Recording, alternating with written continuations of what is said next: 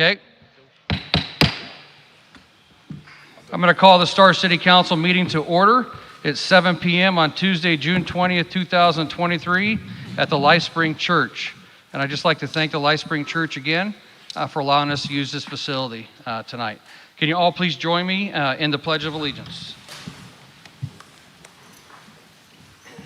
I pledge allegiance to the flag of the United States of America and to the republic for which it stands, one nation, under God, indivisible, with liberty and justice for all. Thank you.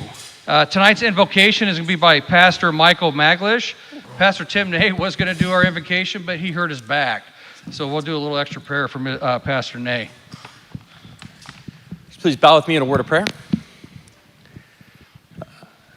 Heavenly Father, we invite you here tonight to be in the center of our space. We invite you to guide us and guide our mayor, our city councilman. God, that clarity can be brought, that decisions can be made that are going to honor you. We pray for our country. God, we pray for our state. We pray for what you are trying to do. And we pray that we give you the space to do that. In Jesus' name, amen. Amen. Thank you, sir. Roll call. Nielsen. Present. Salmonson. Here. Chadwick. Here. Wheelock. Here. Hershey. Here. All right, we'll move on to item 4, the consent agenda. Mayor Chadwick. Councilwoman? I'll move to approve the consent agenda consisting of item, we didn't have claims, so I'll Okay. skip 4A. 4B, City Council meeting minutes for May 30th, 2023. Item 4C, findings of fact, conclusion of law for the Garnet subdivision annexation and preliminary plat, file AZ 23-01/DA-2301/PP-23-01 and /PR23-01. Item 4D, the findings of fact, conclusion of law for Red Barn Inn, file RZ-23-02 slash DA-23-03 slash CU-23-04. Item 4E, findings of fact, conclusion of law for Hood Rats Garage, file RZ-23-01, DA-23-02, and CU-23-03. Item 4F, findings of fact, conclusion of law for Mink Creek subdivision, file number PP-23-02. 4G, the final plat, Saunders Ridge subdivision, file FP-23-06. Item 4H, final plat, Milestone subdivision, phase 5, file FP-23-05. And item 4I, final plat for Edgefield at Star River Ranch, phase 1, file number FP-23-07. Okay, we have a motion to approve the consent agenda minus item A, which we did not have any claims. Do we have a second? Anybody want a second? I'll second that. We have a motion and a second by Councilman Hershey. Any further discussion? Hearing none, roll call. Nielsen. Aye. Salmonson. Aye. Wheelock. Aye. Hershey. Aye. Okay, that motion carries. We're on to item 5, the continued hearing for the Willowbrook Development Annexation and Development Agreement. It is 7:04, and I invite the applicant to come back up. We're continuing, this is the continuation of the applicant rebuttal with the city council questions at this time. Once this section is done, the council will move into deliberations for a decision on the project. Okay? We good, Sean? Okay. All right. I know it was late on May 9th. Anybody have questions they want to start with asking of the applicant?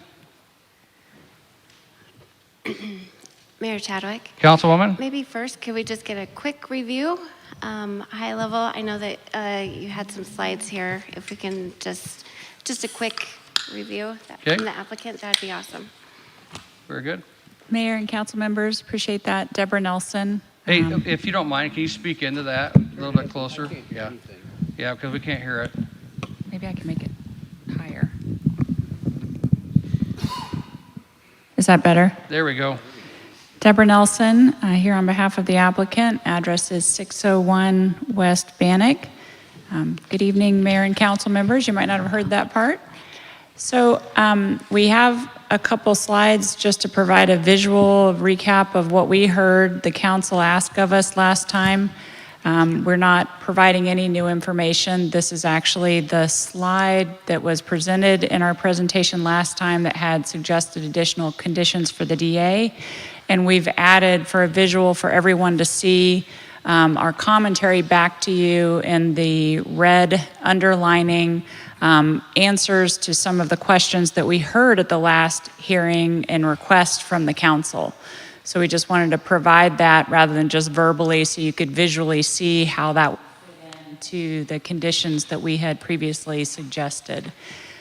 We heard a lot of asks of the council, and so we wanted to respond to those. And I'll just capture them briefly and then welcome any further discussion you guys want to have about that.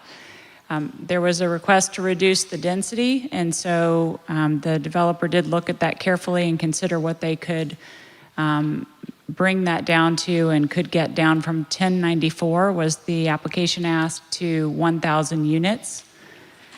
There was also a request about transition, and we did have information about transition at the last hearing, but there was additional discussion that where there is 1 acre lots that were already offered, that we would also match adjacent lot lines and the adjacent setbacks that are required in that adjacent rural zoning.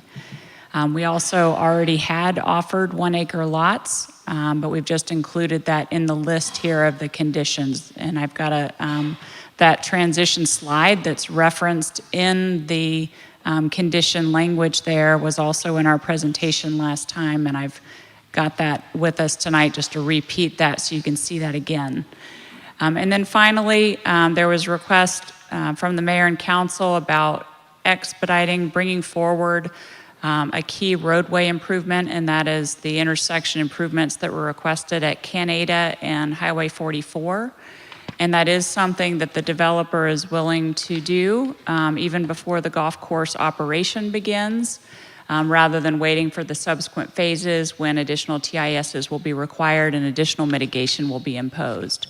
But we do need to coordinate with the highway district on available right-of-way to make sure that we can construct that. And then also we'd like to enter into a cost share agreement or latecomers agreement with the highway district or the city as appropriate, just to make sure that everything above the development's 18% share, there's an opportunity at least to try to recoup some of that. So those are, and I'm happy to come back to this slide just to share it with you, but this is, there we go. I can't get this to advance. Maybe Sean can help me. That's not.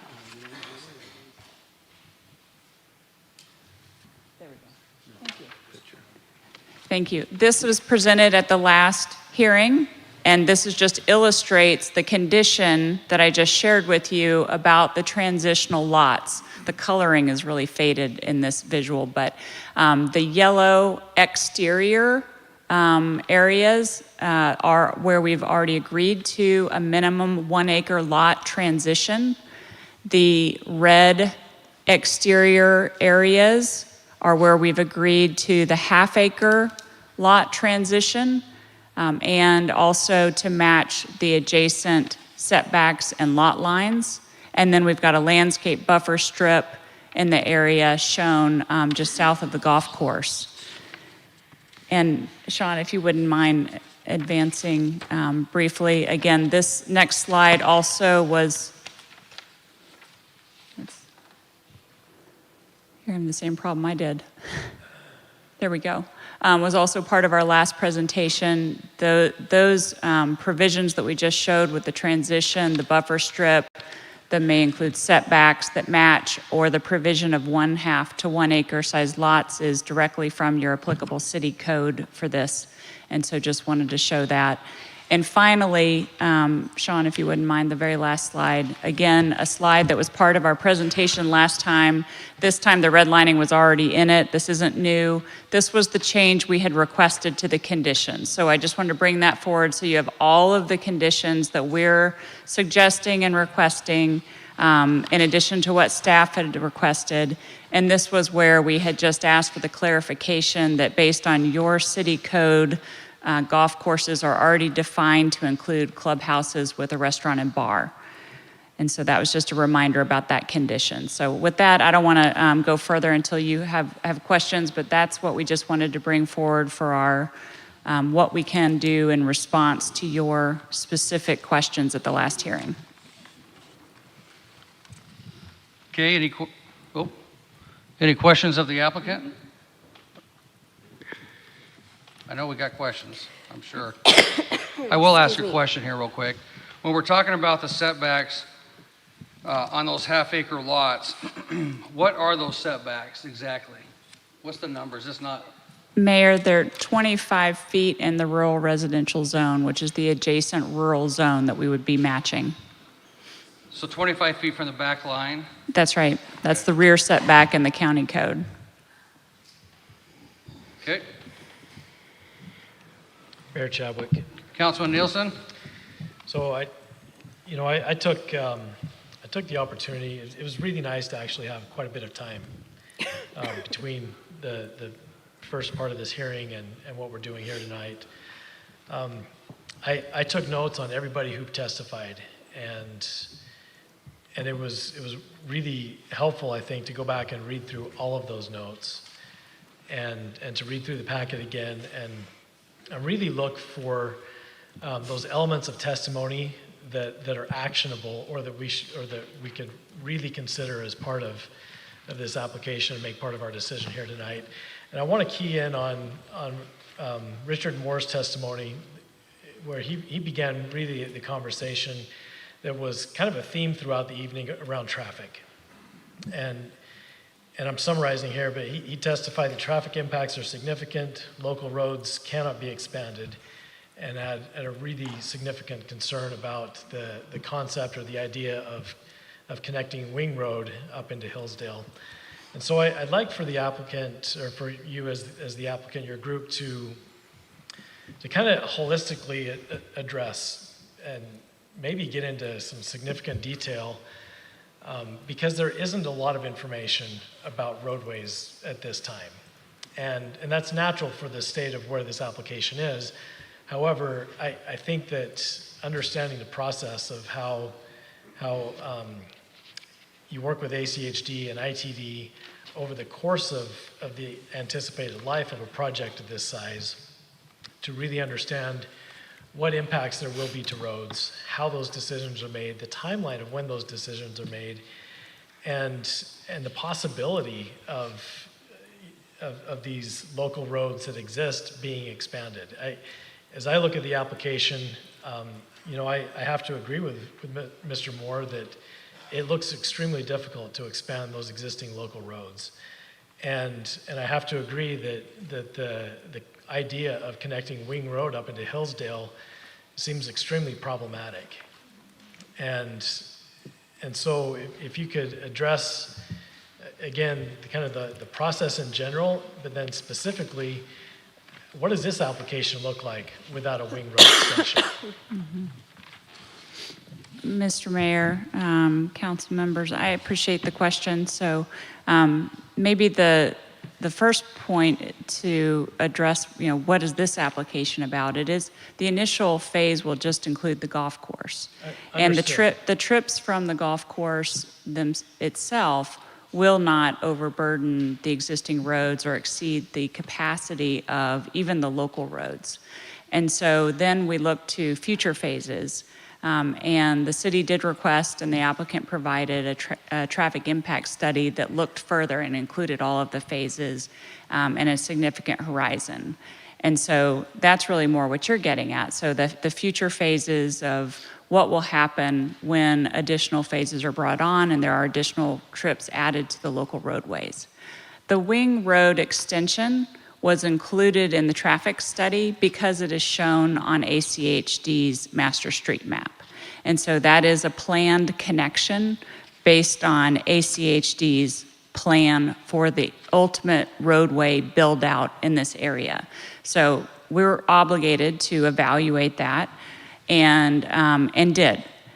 Whether, if that turns out not to be desired, feasible, required by the transportation agencies when we get into these future phases and we have to submit supplemental traffic impact studies, we'll live with whatever is decided about that, and that's what we'll build out. The desire, I think, from ACHD's master street map in general is to provide connectivity. That's usually what ACHD is looking for, north-south connectivity, east-west connectivity in this area alleviates problems. Kind of the more ways you've got to get through, then it disperses the traffic. So that's, I guess, specific to Wing Road. Can I ask you a question about yes. that? So my recollection of the presentation a couple of months ago was that Wing Road was considered because there was another road that either could not be built or could not be built in a timely fashion.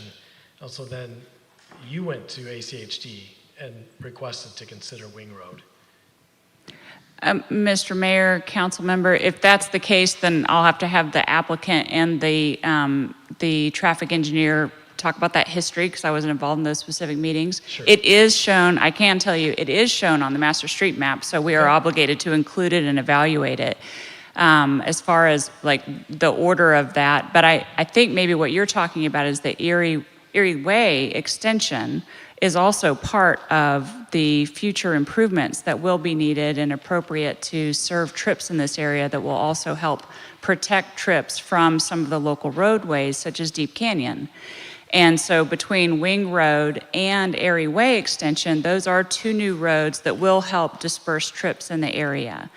And there is capacity limitations on Deep Canyon of 2,000 trips per day. It's a local road. That's just the local road limitation for just functional target capacities from ACHD's policy manual.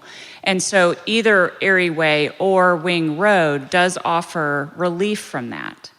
And we are conditioned, based on ACHD's comments at this point, to not be able to proceed with any of those phases until there is that relief from the local road impacts. And so at this point, it's not just that we're asking for the golf course, like we cannot move forward with anything that would add some impacts beyond the golf course until that is evaluated and the mitigation is provided. So that will happen with future phases when they lay out, okay, this needs to happen at this timeline.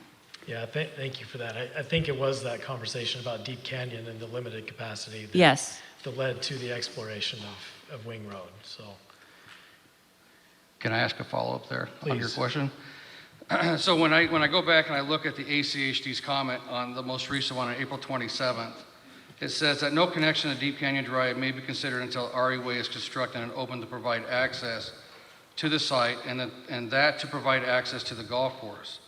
The applicant may apply for a driveway approach permit for a driveway or a private road onto Canada Road to provide access to the site. So they're not even bringing up Wing Road any further into this thing, right? So in my opinion, Wing Road, to me, is not a viable road to handle all that traffic that's intended to come down. And I'd be inclined to say that we don't even make that connection because of where they put Wing Road onto Beacon Light on the corner, which to me is creating a safety nightmare, in the long term. Mm-hmm. But what are we doing, I guess, when we're talking about this Erie Way and Canyon Drive to get constructed? I guess, is this an either or in how they're wording this? Whether you either have Erie Way constructed for the golf course or you can apply for the private road permit for the golf course on the Canada. on how Mr. it's read. Mr. Mayor, so ACHD was allowing the golf course to proceed, and that's why the access onto Canada was appropriate. But they did not want to go forward with any residential until these future TISs evaluated and Erie Way was provided an outlet.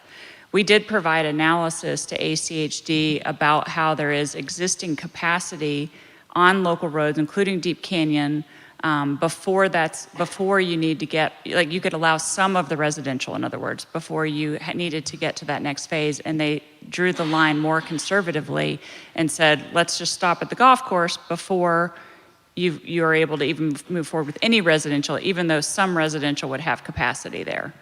So they were focused on Erie Way. Wing Road does provide additional capacity in the interim if that were done before Erie Way. Again, if, the city obviously gets to comment on your preferences for these roads, and we're open to what needs to be done in this area. At this point, we're following what's on the master street map. The traffic impact study did evaluate all of the connectivity and the roadways and intersections that were defined in the scope that was set out by ITD, ACHD, and Compass. Okay, sorry, Kevin, go ahead. Thank you. No, thank you. So, and I appreciate this little detour that's specific to Wing Road, and wonder if the focus can continue on kind of how that plan develops over time, toward the end of the project, what sort of activities take place. And look, think about it from the standpoint of what ACHD provided to the council and as part of this packet, that they basically say nothing has capacity today, right? How do you go from no capacity to fully capable capacity at the end? Mr. Mayor, Councilmember, we can't unless they agree that we can, right? So that does require these future studies, that does require the mitigation, but it's not completely unknown. I mean, because we've done this larger traffic study that they have reviewed, at least there's an indication that causes these questions, right? About, okay, that Erie Way needs to be extended, that Wing Road extension would also serve trips. The Canada Highway 44 intersection improvements that we've talked about, that came up because of looking forward to see, okay, well, when we do have actual mitigation that's imposed on the project, what might that look like? But until we get to a further approval, so we have to come back still to this body for a plan unit development permit and a preliminary plat. So at this point, we can't do anything but the golf course. But that's significant because you have applications that will then be before you that are specific development applications. ACHD and ITD weigh in on those. This one's already conditioned, if you approve it, on having to do subsequent TISs. That will outline phasing plan and mitigation before anything can move forward. And so the mitigations you've got a scope of right now, basically from this larger TIS, will have to be planned out so that it's in line with the development phasing. The one that we're expediting because of those comments that have come forward and the concerns that have been raised, the level of service at the Canada Highway 44 is already level F. Of course, that's not our doing because we're not there yet. But the development will help correct that by stepping that one up. The others, it's a little bit premature to know exactly where they might be. As you're pointing out, there may be some limitation on some of these options. Maybe it isn't Wing Road extension. Maybe the Erie Way is done first. Maybe there's different options that are evaluated at that time. So those will have to be laid out with the residential. But what you have before you will at least mitigate more than our fair share with stepping up that signalized intersection, and will certainly mitigate the trips for the golf course, which do not exceed capacities. So what is the likelihood of the development of Erie Way to occur? Maybe likelihood's not the right word. I guess possibility maybe is a better one, instead of and before that interim capacity that you mentioned could be considered for Wing Road?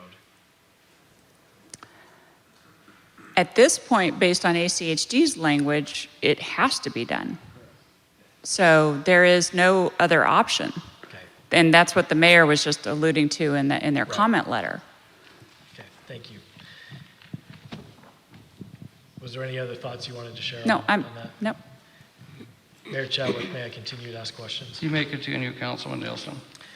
Mr. Ben Pelcha talked about a concern that he had regarding the potential for light pollution from a driving range.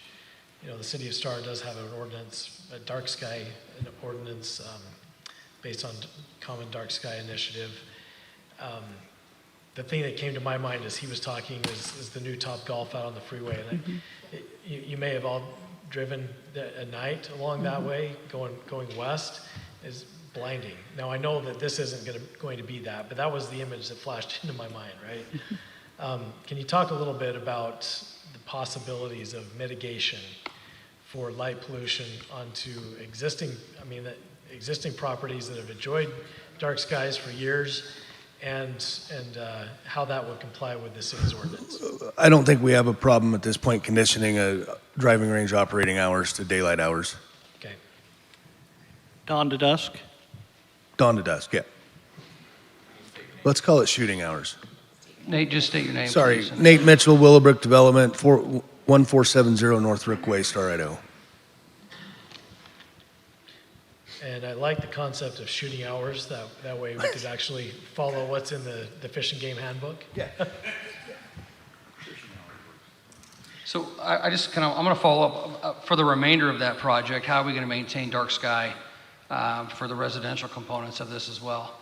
I know we're having currently a challenge with ACHD on what they anticipate using for streetlights versus what we want for streetlights on collectors, which is an interesting thing. But how are we going to mitigate the light pollution like he was talking about on the remainder of that, not just on the golf course? Mayor, we agree with what the city's preference is there for downlighting. Downlighting? Yes. And then on the eaves and stuff of the houses, instead of a sconce light or whatever, it's in the soffits where it shines it down. I mean, it's just trying to find ways to maintain that feel if this should get approved up there in that area, right? So we're not blinding out everybody. We're in agreement and prefer that as well. Okay, thank you. Councilman Nielsen, sorry. The floor is yours again. Yeah, thank you. I'll yield for now. Okay, any further questions here of the council to the applicant? Yeah, Mr. Mayor, I got just a couple. Is his mic on? Okay, go ahead. Don't say anything if you can hear me. Perfect. All right. Man, I'm having a hard time seeing this thing. The red are half acre and transition. The yellow are full acre and transition. Can you tell me what the brown are again? And just for reference, they're really hard to see. So it's up at the north side, more towards the west, and south side.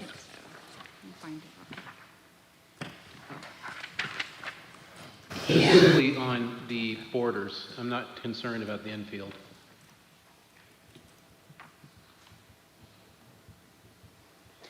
Minimum of 12,000 square feet is what those show. Okay, and what do they abut up to anything up there? Or is it all? Are you talking on the north side or on the south side? North side, more towards the They west. butt up to Deep Canyon Road. Alrighty. And you said you went to 1,000 lots instead of the 985. You couldn't get those other 15 in?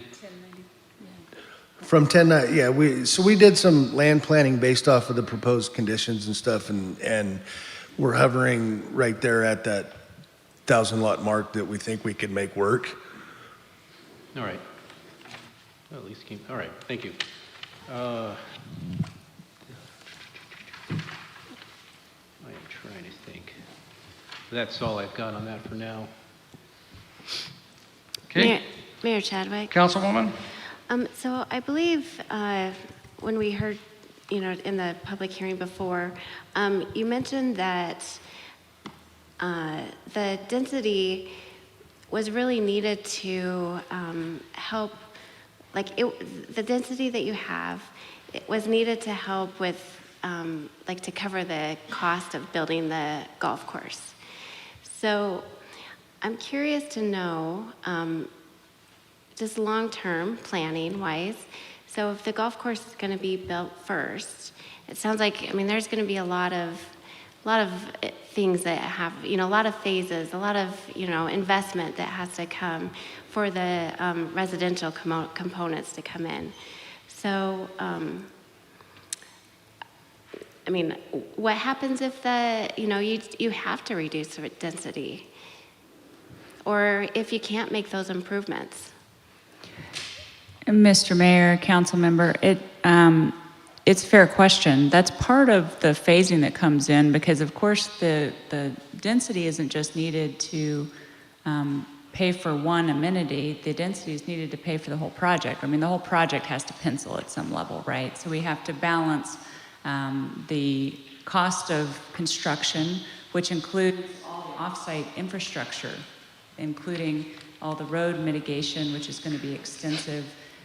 We've got the civic site donation.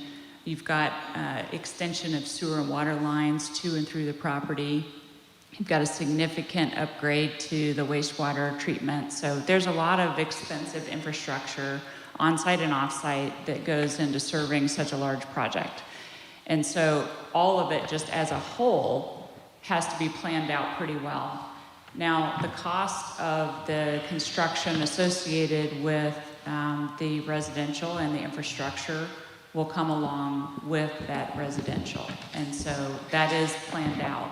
But that is part of the evaluation, as Nate was just mentioning, is they're looking at the threshold of kind of what will work here to think about the total costs of everything that can come in and the total density that could benefit from and serve that, all those costs.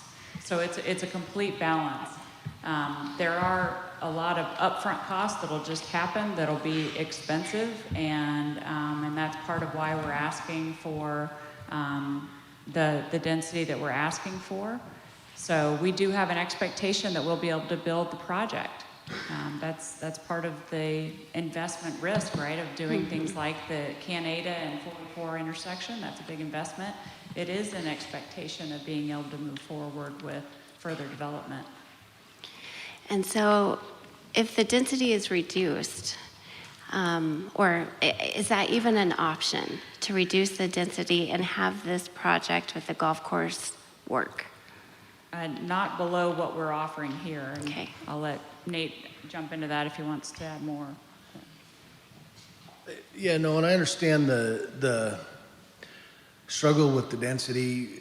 We're at 1,000 units on 726 acres. I think we're at 1.3 units to the acre. 1.38. It simply comes down to the math of okay, so we just offered 94 lots. Not a huge number, 8.6% of the overall density, something like that. We're working a fiscal analysis on this off of, let's call it an average lot sales price, so gross revenue, not the cost of it, not what we make in profit, any of that, but a gross sales price. Let's average $200,000 a lot up there. 94 lots times $200,000 is $18,800,000. So we're taking that revenue off the table to balance our costs, balance our offsite costs, right? So we still have to do the intersection, we still have to fix Canada, we still have to build Area Way, we still have to bring the reuse water up, we've still got to do everything we still have to do, and now I've got $18.5 million less to do it with. So we're basically, that's where we came up with the magic number of 1,000. We can still make a profit at that number. When we start going below that number, we get to the point where it just doesn't make sense to take the risk. Right, and those are, the numbers we're throwing around with densities and things, they all seem like pretty small numbers, but when you get into the actual revenue produced by that, it's significant financial impact right? I could do it a lot better at 1,000. You give me the 1,094 units, let me go to 1,094, and I can do that much more offsite cost. There's another $18 million I've got to spend to make the same profit I can make at 1,000 units. Yep. All right, thank you. And I'll ask another question kind of along the same lines. So about the school, I think West Data, their response was the project would add like 1,000, and I can't remember, a little over 1,000 students. And appreciate the offer to donate the land, but we have a real struggle with getting the school built. And I see like you are investing a lot of money into this project. It's a big risk, but there's no guarantee that a school will be built. And so I'm having a hard time, without any sort of investment made into the actual school building. So I guess that's not really a question and more of a statement, but I will just, if you want to respond to that. Yeah, if I could, I will. Yes, I mean, the way schools are funded and facilities are funded here in West Ada, they're always having to go out for bonds, but the reason that system generally works is it allows the property taxes that are paid towards facilities to be time limited, right? So for the life of that facility, when it's needed, there's taxes that go to pay for it rather than general fund property taxes going to it forever.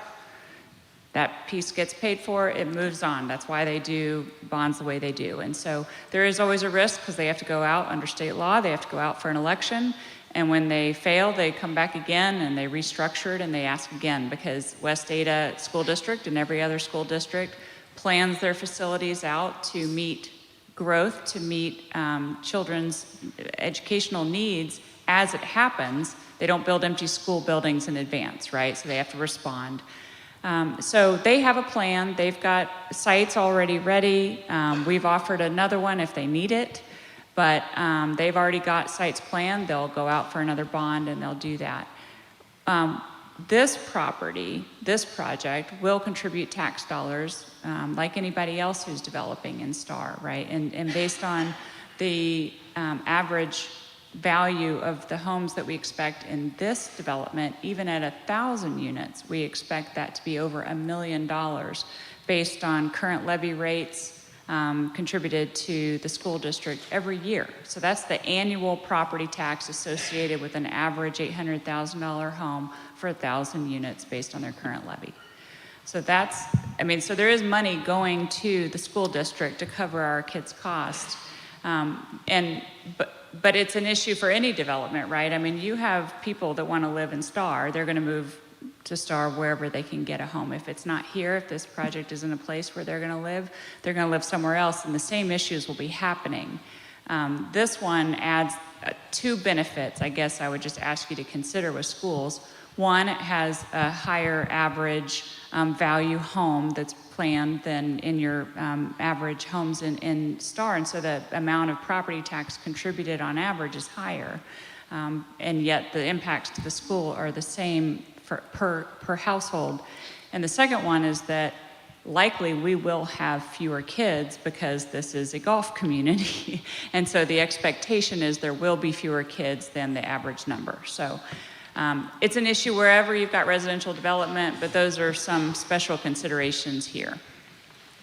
Thank you, I appreciate that. But I did think that, the West Ada taxes that we pay from our property tax, that goes more towards like ongoing maintenance, not towards building the school. Is that correct? Mayor, council member? Yes, Go ahead. Go ahead. You can explain it. So the money goes to the school district, and then because they often need, for their budgeting reasons, additional money for facilities, they can go out to bond for the additional property taxes to be levied for the facilities. Right, and that's what we've seen in the past. I don't know if any school has, I've been here for a while, anyway. maybe someone else knows if a school has been built with funds that West Ada already had, and they didn't No. have to go out to a bond. Everything's been built with a bond. That's the way they finance them, Yeah. exactly. Yep. Charter schools, for example, don't Right, get that private- opportunity, so they have to use the same amount of per student cash they get from the state general fund for education on both. But school districts that are not charter schools have the opportunity to go out for bond financing for facilities, and so that's what they do. Yep. That's all for Okay. now. Thank you. Councilman Wheelock? Yeah, I have some questions regarding the areaway and some of the roadway issues that have been brought up. On Canada, that you've talked a lot about the light at State and Canada Road and that funding. Is there any plan for you to help with Canada at the Hill where it hits into New Hope? Has that been discussed? Because that's a hill that if you're going to bring all the construction trucks from this project down that road, because Erie's not open and Deep Canyon isn't an option that I'm aware of, then it's all coming down Canada Road or out Purple Sage. Mayor, council member, at this point, we were just looking at the intersection improvements. Of course, we understand that Canada is on the list of projects that have been identified for off-site mitigation beyond the golf course. The golf course trips alone, and understand the construction point you're making too, wouldn't trigger those, that need. But practically, I understand your point. Let me come back to January 25th of 2022, and I'm going to put Nate on the hot seat for a second. And it says, and this is from that meeting of that we It had. was our workshop. It's A a workshop. workshop with the Call it traffic what you will. agencies. It was about this same development.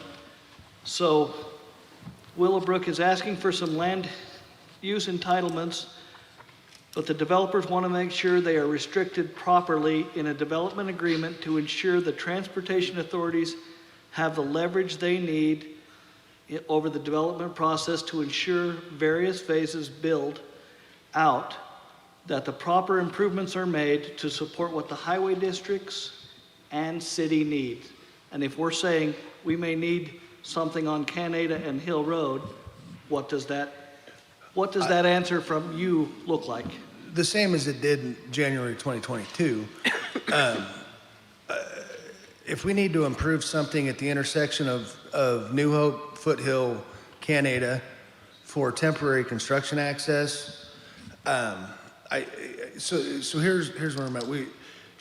Not knowing what you want, not knowing what do you want me to do to the intersection. If you want me to make it 5 lanes each direction and you want a signal there, probably not going to agree to that tonight.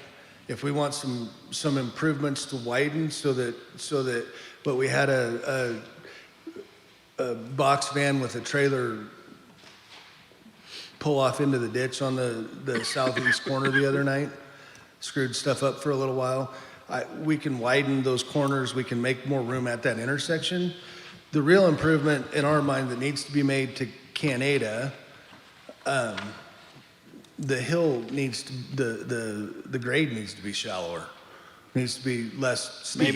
Maybe that's what I'm talking about. Okay, so we will participate in our proportionate share for that.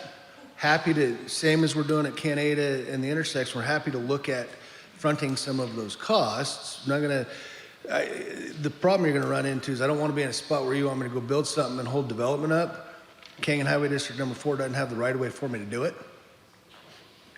And you put me in a spot where I gotta go negotiate with a neighbor who thinks his ground's worth $1 million a square foot.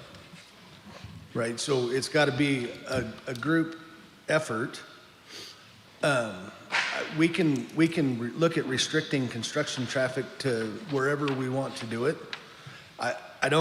One of the benefits, I think actually of as large a project as this is, like we've got a grading plan, construction drawings for the golf course. So I gotta move big equipment in there once.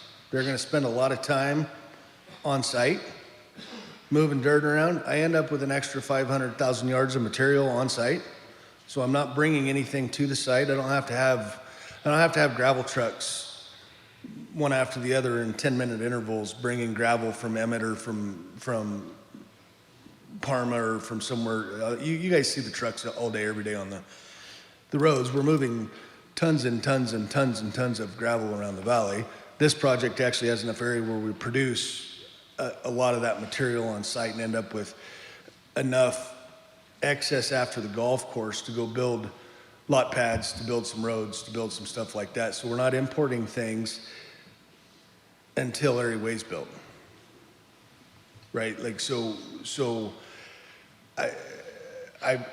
if I had a specific improvement, like you asked to build a signalized intersection at 44 and Canada, we know what that looks like because an engineer's drawn it. We don't know what it looks like for Foothill up over the hill to Canada. We just don't know what it looks like. There's a plat going on right now on Tommy Foster's property to the west of Canada all the way up. I've been working with I've been plugging at Highway District 4 to fix part of that problem in that plat, because we can use the draw in that grade that you can't build houses in anyway to build a lot shallower road. Same thing we're doing on Kingsbury to the west. We've engineered that ourselves. It just has to be a little bit more specific of a request to what we're looking at. So can I just follow up real quick on you? So just when I go to the Canyon Highway District 4's comments on this, on number 4, they do specifically say the existing alignment and grade of Canada Road between New Hope and Langtree Gulch is not suitable for increases in development traffic, including construction haul trucks. CHD4 recommends this segment be improved coincident with the development of the site.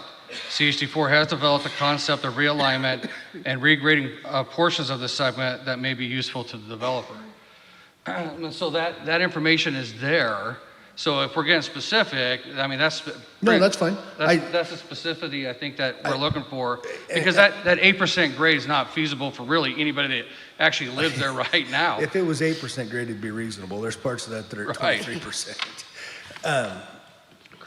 So I would offer two things. I would obviously participate. They're showing us at 34% of that, our traffic at 34% of that improvement.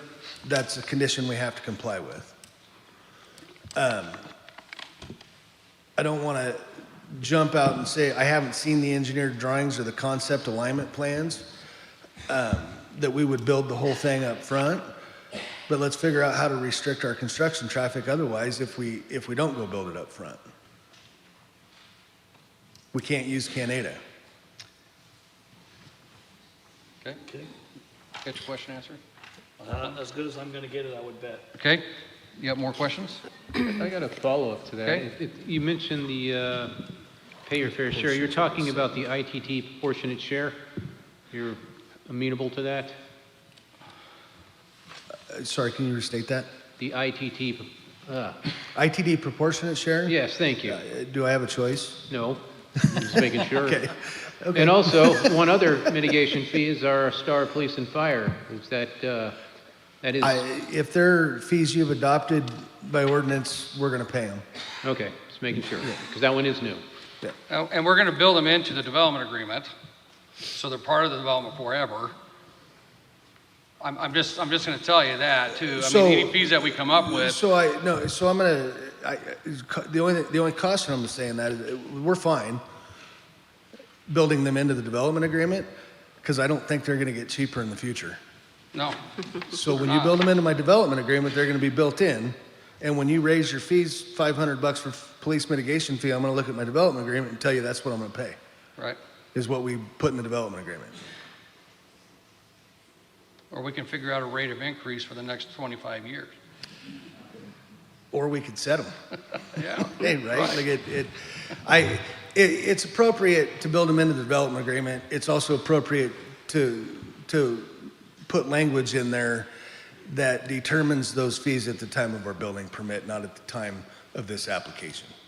If you're charging a greater fee 10 years from now, you need us to pay the greater fee. If you're charging a lesser fee, we need to pay the lesser fee. We don't need to set a number on that fee today and say we're going to pay $1,286 a house in police mitigation, when 10 years down the road, you're going to be charging 3 times that. Okay, and we can set it up to where it says that time. the cost of the fees at the time of whatever. Do you have more questions? And Mayor, I just note quickly, that's what the statute requires, to be the amount that's in place at the time of the building permit. Currently, it's even at 1,000 units, it's still close to 10 million in fees with all of those that are listed in the staff report. Mayor Chadwick? Councilwoman? Back to the last question about Canada and using that road for construction. So if I understood correctly, and CHD4 says, no, you can't use it for construction, what road would you use? Mr. Mayor, council member, Canyon County Highway District hasn't restricted that from use for construction. So they do describe in their comment letter that there is improvements that will be needed, and the development share of Canada improvements is 34%. They talk about that they've developed a concept for realignment and regrading for portions of that road, so they are moving forward with some pieces of it and plans that sounds like they're willing to share. But they're not saying that no construction can take place on that road now. Well, okay, but I read it differently based on what this is saying from them, the 6 conditions. On condition 4, it says the existing alignment and grade of Canada Road between New Hope and Langtree is not suitable for increases in development traffic, including construction, haul trucks. CHD4 recommends this segment be improved, coincident with the development of the site. CHD4 has developed a concept for realignment and regrading of portions of this segment that may be useful to the developer. So they are saying that no construction traffic can go up this road unless it's improved. You see what I'm saying? I mean, so that question she's asking, I think is very valid. How in the world are you getting stuff in there if you can't use Deep Canyon, New Hope, Langtree Gulch? How are you getting stuff in there? And Mayor, council member, that's a fair comment. I don't know the alternative, and so, welcome others to jump in with that. The current access, though, that there is legal access on this road, right? I mean, everybody is using this road now. And the way that I understood Canyon County Highways District's comments to the developer is that we need to contribute our fair share of this. So they're asking us to provide this 34%. Now, obviously, as Nate said, we need to be working with them to see what the opportunities are for what their plans show. We don't know what they show or what their progress is on those. I don't know if you've got alternatives to add to that. Okay. Did you want to follow up with that, Mr. Nate? No, I guess, well, the obviously knowing the area, the only other alternative, can't use Canada and you can't use Deep Canyon, both public roads that have existing capacity on them that legally anybody can drive on. You're sending everything down Purple Sage. One of the things, I guess the only thing I'd point out in our concerns about a specific traffic problem in one spot versus another, you cut me off of Deep Canyon, you cut me off of New Hope, you cut me off of Canada, all you're doing is putting all of the pressure onto one access point. You're creating a bigger problem in front of somebody else's house to make somebody else over here have less traffic in front of their house. I don't know that we can, if a road's got capacity, I don't think we can legally, I can't tell somebody they can't drive down that road. It's a public road that we all pay for. Very sensitive to the construction traffic. Very happy to produce a construction traffic plan when we get to building that's suitable for the city, suitable for the neighbors. I can't not tell somebody there's not going to be a gravel truck go past front of their house. Let's make it as safe as we can. But if we choke everything to Purple Sage, right, I don't even care about truck time. I don't care about costs associated with that. We're going to get there one way or another. So everybody goes up Highway 16, turns left on Chaparral, comes back around down Purple Sage. Well, and I think that's all to be discussed with the traffic agency in reality, because they're the ones that are creating these conditions. For Right? sure. We don't create those conditions on there, so. No, and we're happy to comply with, I mean, we understand the proportionate share, our proportionate share that the TIS put out. We have no choice but to comply with those, right? Like Councilman Hershey asked, am I okay with the ITD proportionate share. I don't like them. I think they're pretty big numbers, but I don't have a choice. And I'm not going to have a choice with Canyon Highway District number 4, and I'm not going to have a choice with Ada County Highway District. They say it, we do it, or we don't do what we're asking for.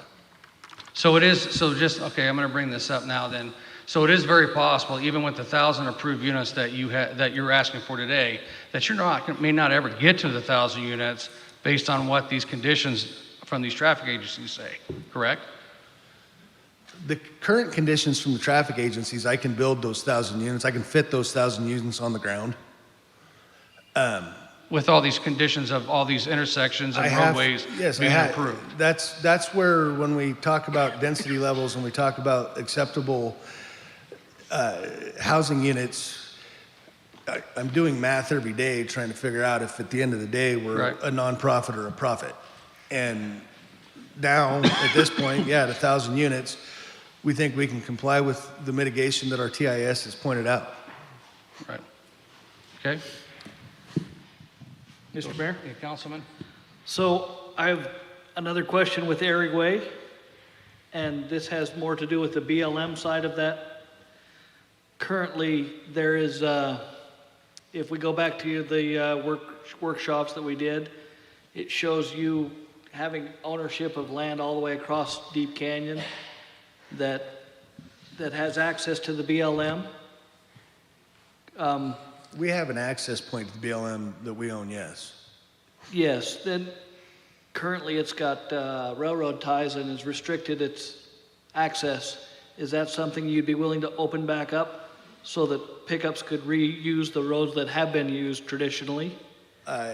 And would you provide access along Airway to the BLM?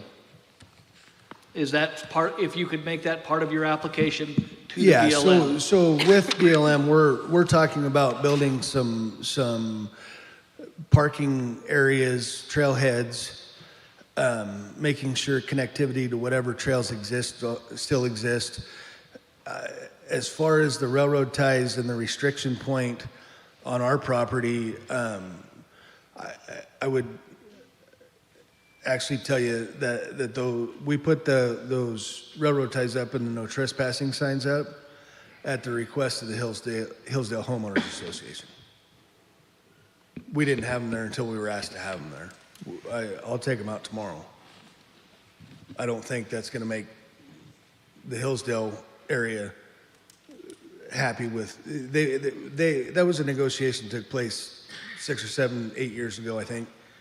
But they asked us to restrict the trespassing because traffic was coming both directions, right? They've got their equestrian center right there. And we were having problems with. I'm farther up towards Canada more. There's another place that has railroad ties that are cutting it off. It's west of that, of the corrals, up on the top of the hill. I'm not familiar with it. I'd take a look at it for sure. I don't think we're trying to restrict access. I mean, a lot of that ground's not suitable for anything other than foot traffic anyway. But thank you. Okay, I want to go through some notes that I put together, some conditions of approval for the development agreement if the council chooses to approve this. I want to make sure that these things are included. So, you ready? Council ready for what I'm about to say on here? With the golf course and associated facility amenities would be approved, including the clubhouse and accessory structures, restaurant, bar, and driving range. And of course, the driving range and whatnot would have hours of operation of dusk to daylight, or dawn to dusk, right, on that. Prior to approval of any additional commercial uses, the applicant shall submit and receive a preliminary or an approval of a plan unit development or preliminary plat. This approval shall be part of a new public hearing through the city council on any of the other commercial aspects up there, if they choose to do that. The golf course shall be hooked onto the Star Sewer and Water District reclaimed water for application to the course within 5 years of the completion of the course. Because I don't think you're intending to hook that up right away, correct? correct. I think we intend to start up with our existing water right. Water right. So, but within 5 years of completion of that course, we need to have that hooked up to the Star Sewer and Waters reclamation project.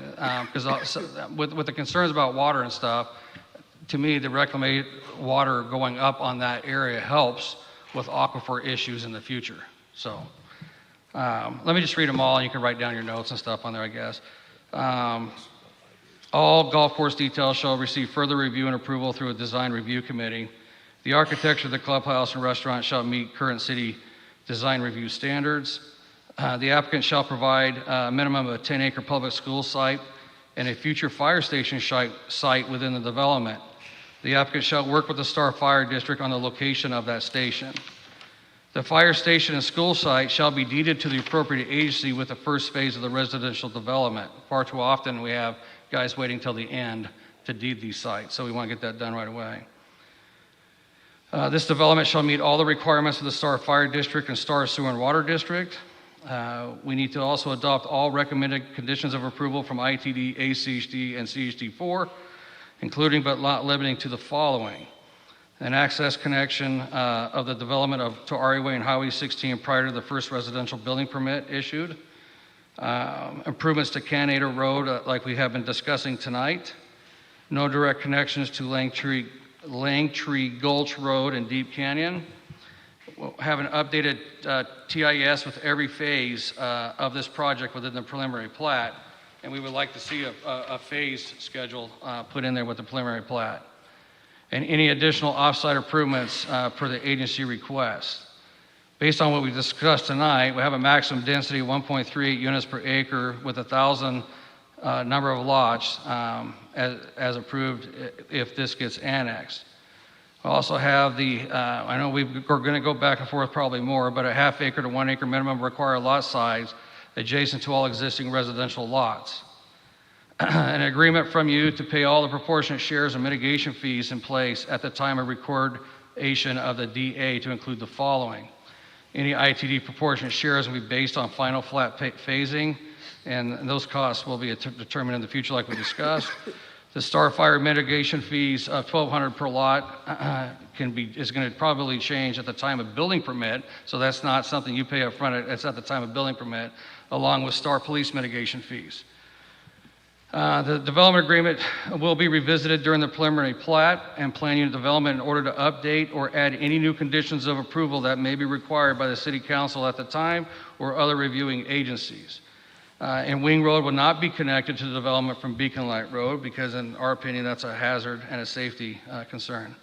And a traffic signal light at Highway 44 and Canada Road shall be constructed by the applicant as we discussed tonight, and any latecomers agreements shall be entered in between the applicant and the city for future reimbursement with that. So those are items that I've had with going through this project on here. So if you want to address any of those, or if you have any concerns with them, we can talk about them now, but I would encourage the council to include all those if they choose to approve this tonight.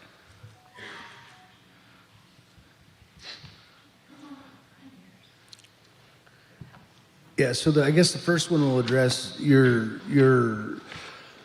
condition about connecting the Star Sewer and Water District reclaimed water within 5 years of completion of the golf course. My only hesitation is that Star Sewer and Water District has to be ready. And if they're not ready, I still have a legal water right that I can use. So if we adjust that to indicate within 5 years, I guess the way I would simply state it is that we will take their reclaimed water as soon as it's available. as soon as Star Sewer and Water is ready for the hookup for Yes. that, you'll have that in place. Yeah. Okay? We want to use that water. We think it's great for the city. We think Sure. I think it's great for the ratepayers at Star Sewer and Water District. I don't see us having any reason to delay in using that water. We just got to make sure that DEQ and the EPA say that water's ready to be put on that ground and safe for everybody to have it applied directly to the ground. What does that line look like as far as size? Do you have any projections of that? As far as pipe Yeah. size, Yeah. Hank and I have discussed it a little bit. Probably either a 12 or a 14-inch line, but maybe Ryan, you can, Is Ryan Morgan down here? he is. Oh, I can't see him. I'm Take sitting your right here, name, Mr. Ryan, Mayor. please, and what you do. Hello, Mr. Mayor. Over here, other way. I hear you over there. Yeah, that's it. I would not go with 14. I would say a 12 or a 15-inch line. 14-inch pipe is very hard to come by these days, but yes, a 12 or 15-inch line is what we anticipate that being. Did you hear that? 12 or 15 inch something? 12 to Yes. 15-inch line? Yeah. My question is, we talked in the workshops about putting all that stuff up in the original open trench one time, limiting the amount of road construction that we have to reopen the road over and over and over. Can that be put in as we go up the hill with all the other amenities? Yes. So the driver in that is I'm going to come up over the hill with a pressurized sewer line. I'm going to send our wastewater to their treatment plant. I've got to get it there. The same time we do that, we'll get it back. Right. Well, we're running our pressure waste line down. We'll bring the reclaimed water line with it so that we're not tearing up Canada Road or whatever route we take. So you more have a than dry once. line for a while, basically, right? Pardon? It'll be a dry line Yes. for a while. Yeah. But we've already got portions of that. I mean, the sewer and water district already have portions of that pipe in place across the front of Pinewood Lakes and sleeved in different roads. We've got dry lines that exist that we have to go tie to. It just, if we can eliminate opening up the road one more time, Sure. the whole world would be happier. Councilman, we completely agree with you and understand from our standpoint, we'd rather do it over the first time. It costs us less money. Every time we tear that road up to put our infrastructure in, we got to pay to rebuild the road. We're not going to do it more than we have to. Okay? Mr. Mayor? Yes, Could ma'am. we offer additional comments, questions Yep. on your list? On the school site, that would just be, we can't force a school district to accept, so it does need to fit into their plans.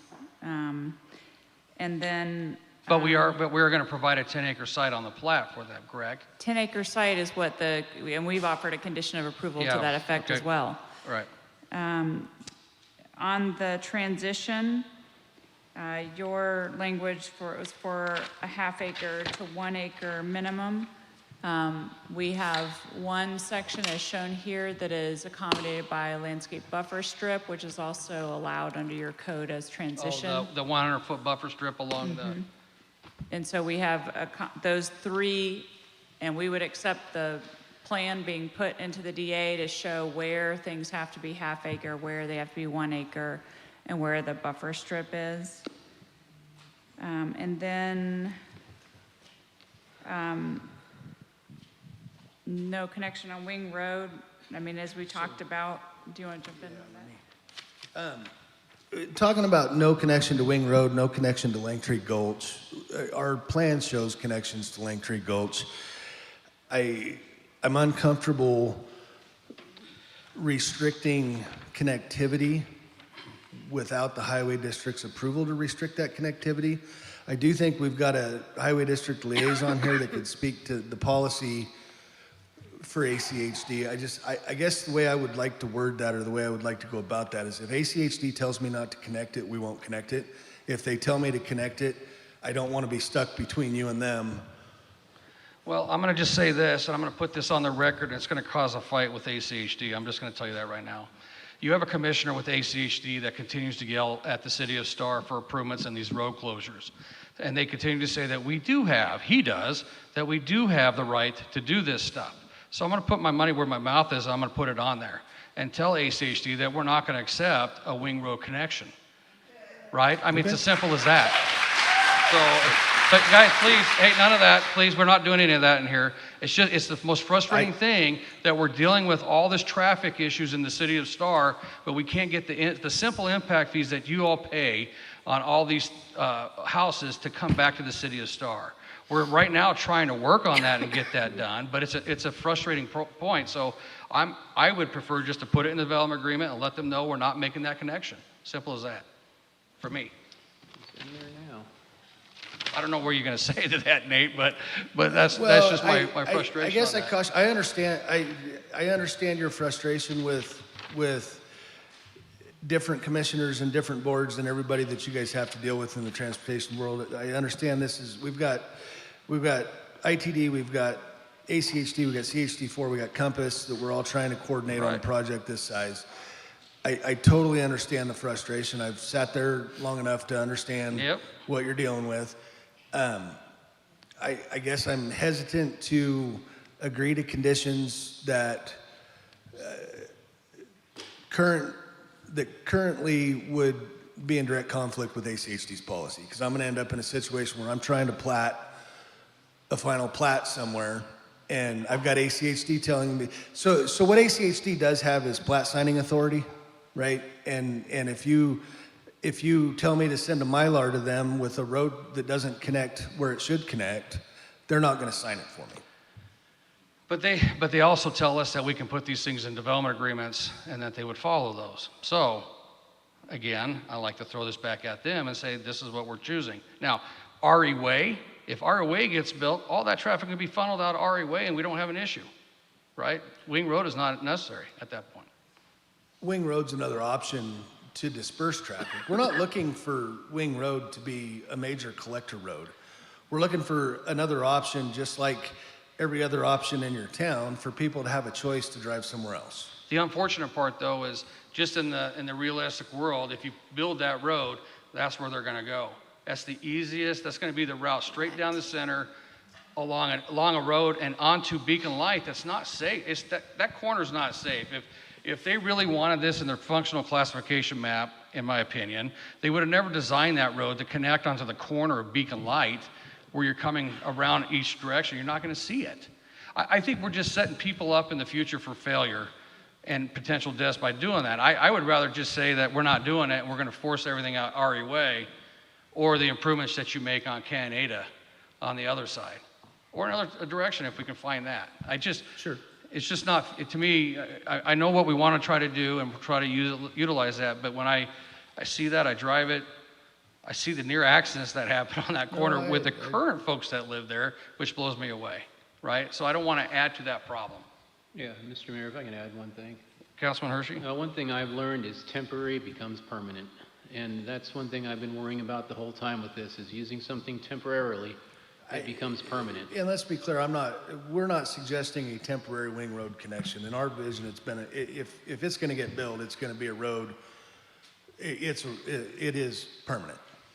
We're not suggesting any kind of temporary construction access or any of that kind of stuff with that. It's just another connection to disperse traffic.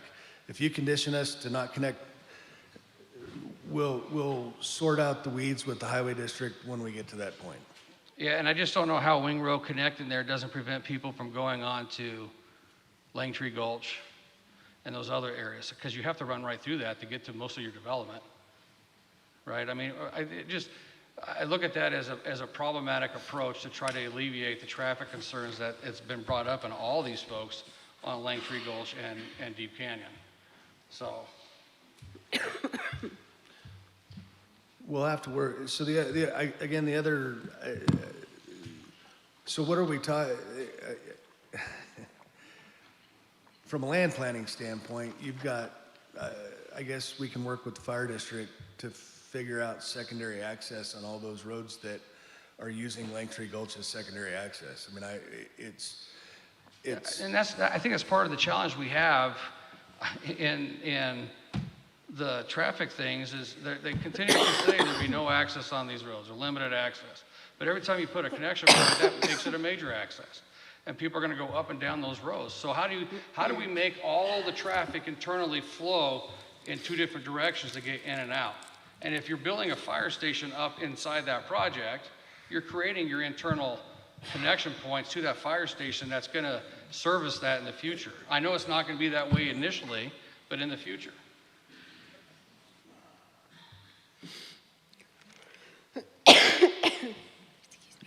I I guess the only way I'm going to respond to that is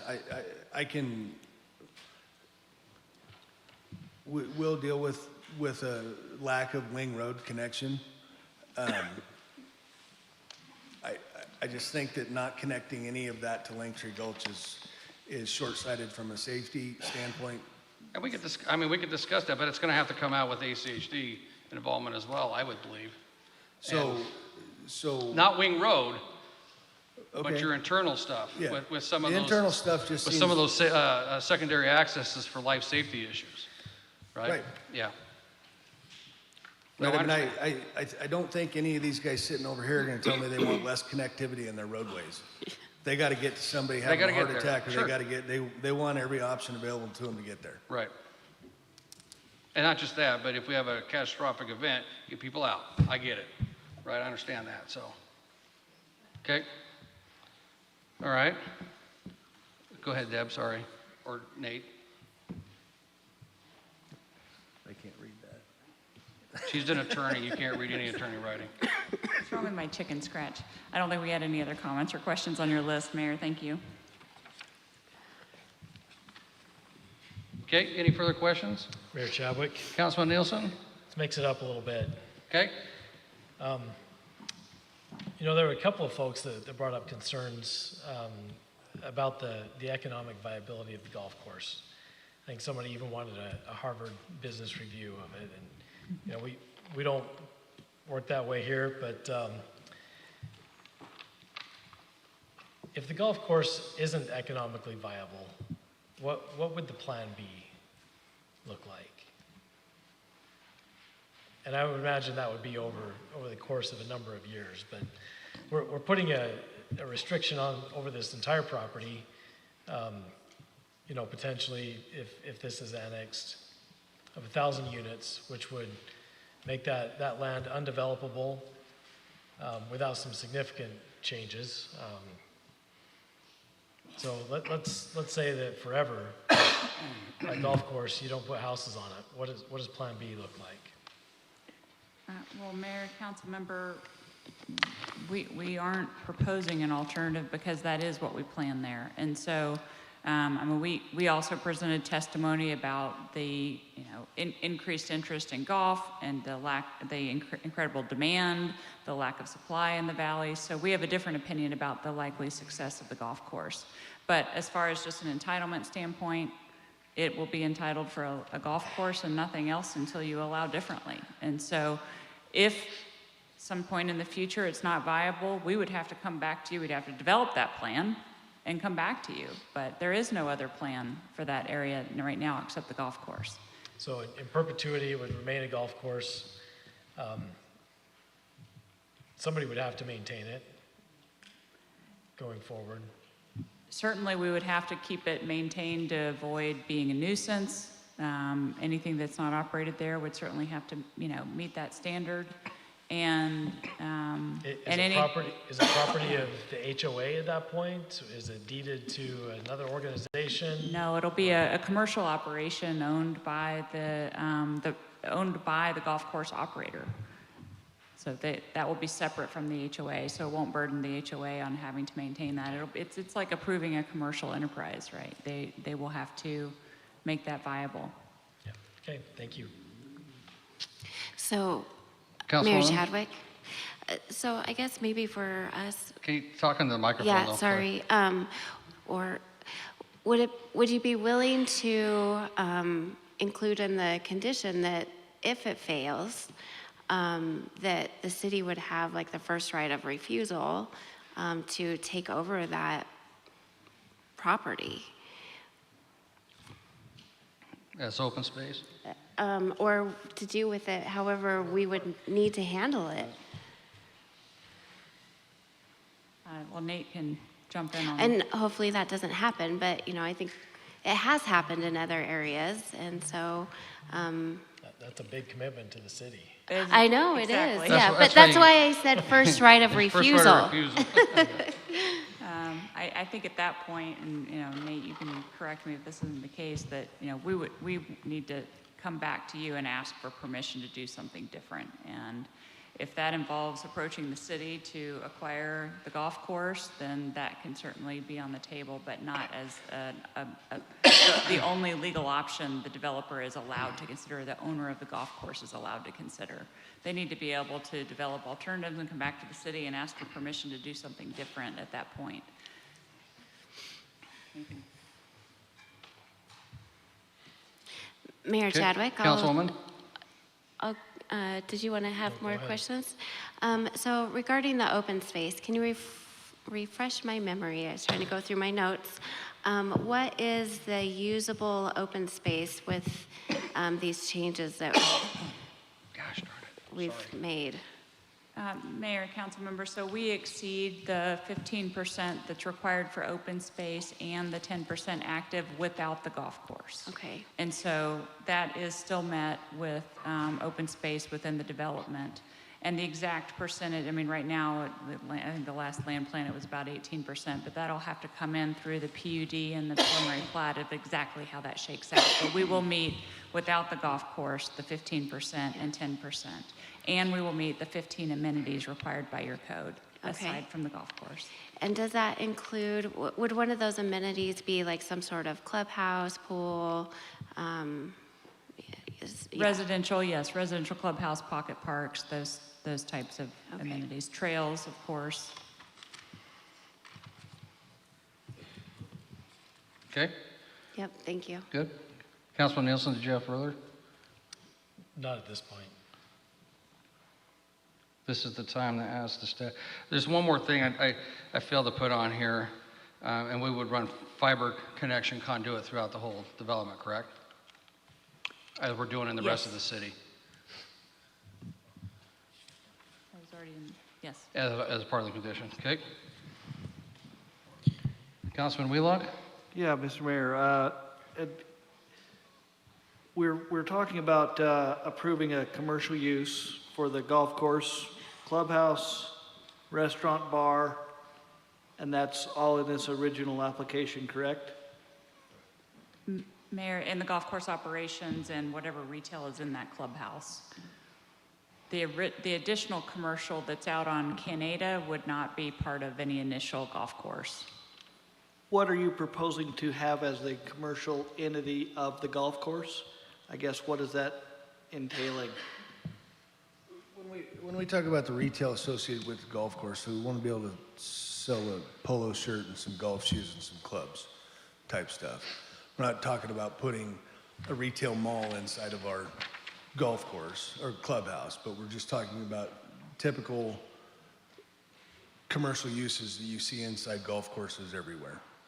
If you don't approve that use for me, then I can't. I don't golf, so I don't know what that is. Understand, That's but why I'm asking. The reason we're asking it that way is if you don't approve it the way we've asked, then I can't set up my pro shop with some shirts and some shorts and some shoes and some golf clubs and things like that to be able to sell to the golfers, right? Somebody shows up in a white t-shirt and we say you have to have a colored shirt on.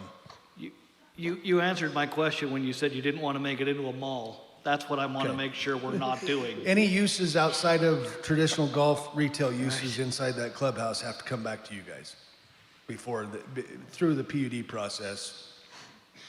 And with that approval, are we going through the design review for a modern mountain look in that clubhouse, or what are we doing as far as its look? That's- Elevations. That was the recommended condition. That's what I wanted to know. Yep, that's in. I don't want a glass tower out in the middle of Hillsdale or Willowbrook, whatever you want to call it. Mr. Mayor, just to clarify and get on the record, so you would be approving the golf course use, the details on the golf course, specifically the clubhouse, the look of the clubhouse, parking, lighting, netting, hours of operation, elevations of the clubhouse, things like that, would all come back through staff as a zoning certificate and go through our design review commission for approval. But we can set At that time, we can set those conditions. But we can set certain things that we don't want or want. Yes, you could in set this certain conditions within the development agreement that you Or do or development don't want tonight. Eliminate them from having to go through the question and answer and trying to divide it out without us saying, that's not what we're interested in. We'd like not to have a top golf out in the middle of the Correct, area. correct. But they are asking for the approval of the golf facility tonight, which includes the retail, the restaurant and bar, driving range, and clubhouse associated with the golf course itself. Okay, Mayor Chadwick? Councilwoman? Another question, and this is for the fire staff. In the development agreement, there's a line in there that says provisions for a potential fire station. So I'm wondering from the fire department if that would, like if there's any special other needs that you would need for that site. So, for example, water. Like, can you have the water put in at the time of the other developments going in? I don't know, or whatever you might have. Councilwoman, Deputy Chief Eastloss, Fire Marshal. So per fire code, it does state that water will be available when combustible material arrives on site. And so what we'll do is we'll work with the applicant to make sure that they go through our review to make sure that life safety is met, and that before we start building vertically, that we do have our hydrants that have been tested, meet the standards of the fire district along with Star Sewer and Water, that they're charged, tested, we have fire flow before they start building. Yeah, so I think my question was more towards a future fire building site. So would you like to see anything included in that the applicant could provide that we could include in the DA for building that site? I don't know if we can do that or not, but Yeah, and so for us, for that, if we're looking in particular for that future site, obviously is to make sure that we have, utilities stubbed to the site ready to go, so that way when we build, that we're able to build without having to bring those on. So gas, water, sewer, that we have those available for us at that site. okay, And we have no So- issue with that at all. okay, That's anticipated. okay. Mr. Mayor. Thank you. You good? Councilman Wheelock? So you talked about processing your own land up there so you didn't have construction trucks running everywhere. Are you able to limit the hours of processing that dirt? I know it's not quiet when they're doing all the rock crushing that's going to require to. We're not authorized to do any crushing on site. All we're doing is earth moving. They'll be limited to our Star City code. Correct. Which We'll is- comply with your nuisance ordinance and your time restriction, your noise hours, and dust mitigation, everything else that goes along with construction, but we're not asking to crush gravel on site. Okay, I assume that would be part of the road construction. If Well, you're talking about not bringing in construction trucks. We're talking about creating pit run, 6-inch minus. There will be a point in construction when we start on residential and road building stuff that there is some material that needs to be imported. Crushed gravel, either that or we'd have to come back to you for a conditional use permit for a crushing permit. Thank you. Okay, any further questions of the applicant or staff? I just have one, Mr. Mayor. Councilman Hershey? It's Ari Way, correct? Or Ari? Doesn't Airy matter. Way, correct. AERIE. When would you be building that? Before we have the ability to build a single residential lot. To a golf course, yes, but housing, no. That's the way the condition's written. Yeah. Okay, just making sure. Yep.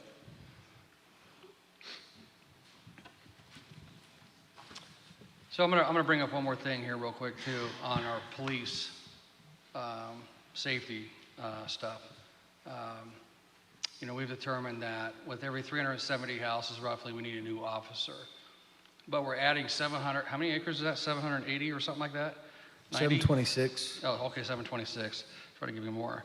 So that increases our areas, even during the construction phase and stuff like that, for us to be able to handle police response times up in that area. It's going to require our officers to go up there and be further away from our farthest southern border, and we have minimal officers right now. So I need to try to figure out a way. I know we're going to do some police mitigation fees.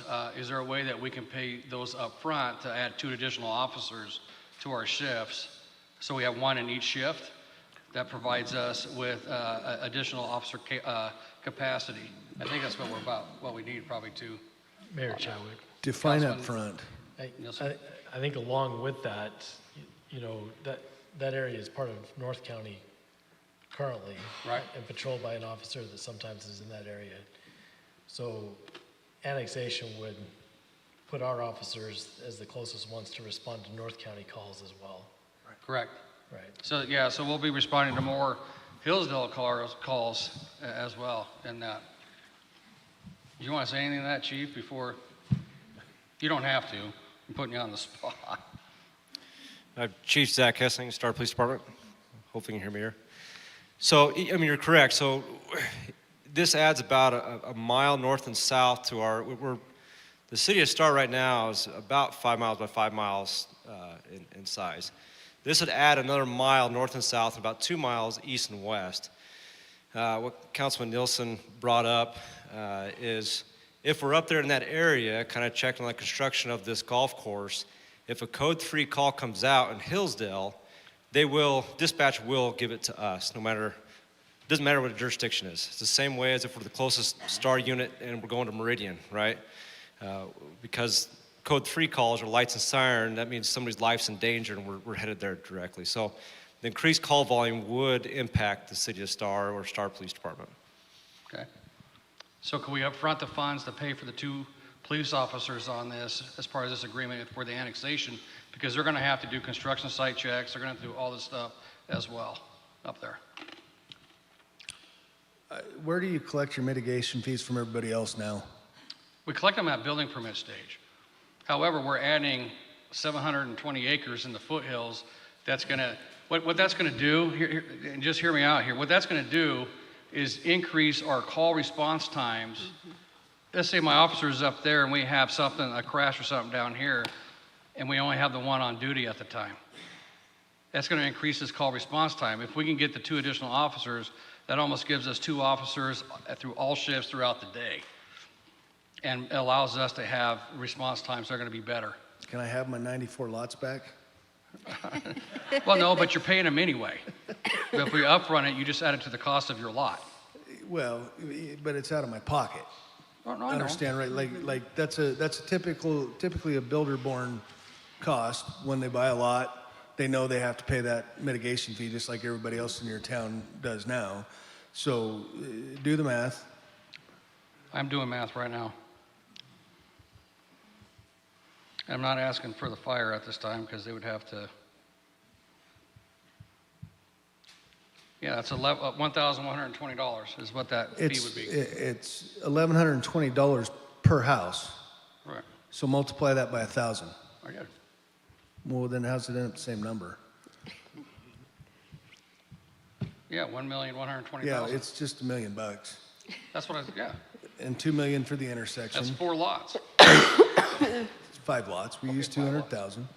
And But at the same time, though, the annexation of the property is creating an undue burden on the existing citizens of Star if my people are up there. So we got to look at ways to mitigate that so we're not running into a situation where my officers are stuck. As soon as you annex me, I'm going to pay the same property taxes as everybody else is. Exactly, and you know that we can't collect all the new growth on that to help pay for that.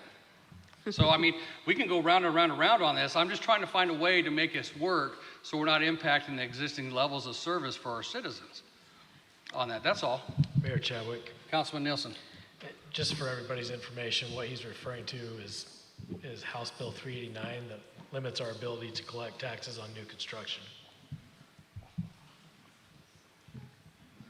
So, but if we could figure out a way to make this work, would it be possible to say, okay, this is how much it will cost to spend for the 2 officers? That's what I was. And then, you know, they pay that up front.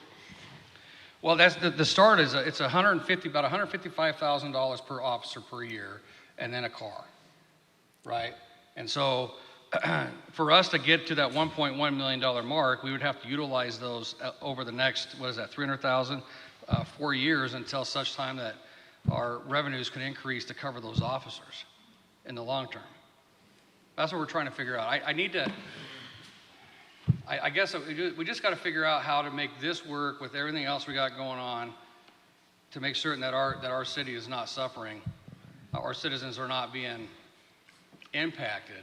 Mayor Chadwick, Councilman Nielsen. sorry to keep interrupting you. No, you can't. You keep giving me ideas, though. No, look, one of the thoughts to consider here. Normally, with a project, Nate, we'd be looking at developing houses up front, which would then start those builders coming in and pulling permits and paying for those. Where you're building the golf course, you're adding the whole property to the city of Star, but without the ability for any of those building permits to come over the course of the next 3 to 4 years, 5 years, whatever it is. So I guess a couple of things I want to ask. Grading a golf course out and building a golf course, I'm going to disagree with the fact that that's going to increase your call volume.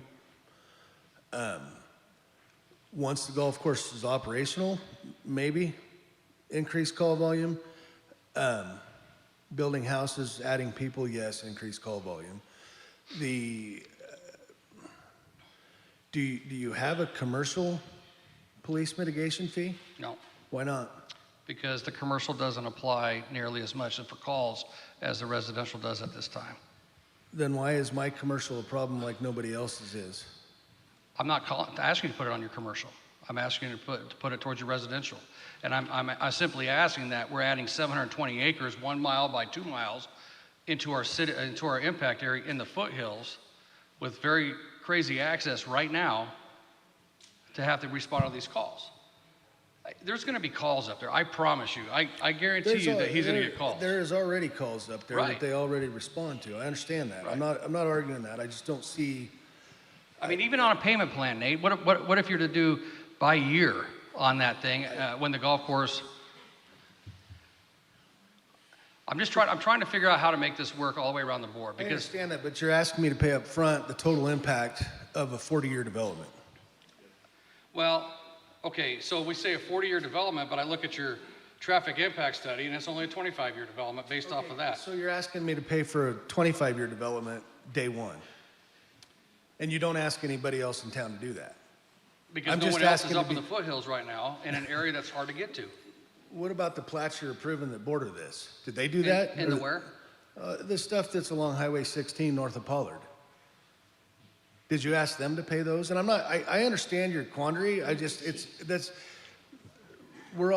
number's getting really large. Upfront cost is getting really large. No, I get that. But also I am charged with the responsibility of looking out for the entire safety of my community. That's part of my job. And so that's why I'm in this little disagreement with you right now on this. I don't know if there's a way that we can put it in that we will review this to see the impacts with the police on how we cover that over a period of time. But something's got to be done. I mean, I hate to bring up this word over there, but Avamore, from what I understand, is adding police officers with their development agreement over there. They've developed significant residential development and Right. commercial development. Right. Right. So I guess I understand your desire. I understand your want. You're going to condition me with what you guys decide. I would be timing, obviously, we haven't defined up front. Does that mean before you sign my annexation ordinance, I have to pay you No. $120,000? 120, what do you say? Whatever your 1120 times 1,000 Oh, is. 1,120,000, okay, Yeah. sorry. No, I'm not saying you have to pay that right now, right up front. We could work on the plan with the police on how that gets paid. But we got to get the officers in place so we can cover that for the next couple of years. This is a problem. I'm telling you, Nate, it's a problem. It's a problem right now. We would not have this discussion at all, I'm gonna bring it up, if we didn't have 389 on the books. STAR has experienced extreme growth, and you've seen it over the last 5 years, 4 years. And we can't cover those costs. That's why we had to put the mitigation fee in place. That's why I had to go to the Building Contractors Association and tell them, we have a problem. I need help. We gotta fix that problem. This wouldn't even be a conversation if that wasn't here. But it's, unfortunately, this is the place that we have been left at to try to figure out how to maintain the public safety of the community while allowing a development to happen up in the foothills. That's adding land area to our community. In Ada County on that side, they have 4 total officers, I think, for North County. And that North County goes all the way from up here to Lucky Peak. So asking them for backup is not feasible for that. I don't, if you want to, we could recess for 5 minutes if you want to hammer that out for a minute with Miss Deb. So we're not. Let's take a break. Let's take a quick break. Okay, so we'll take a 5-minute recess to 8:45.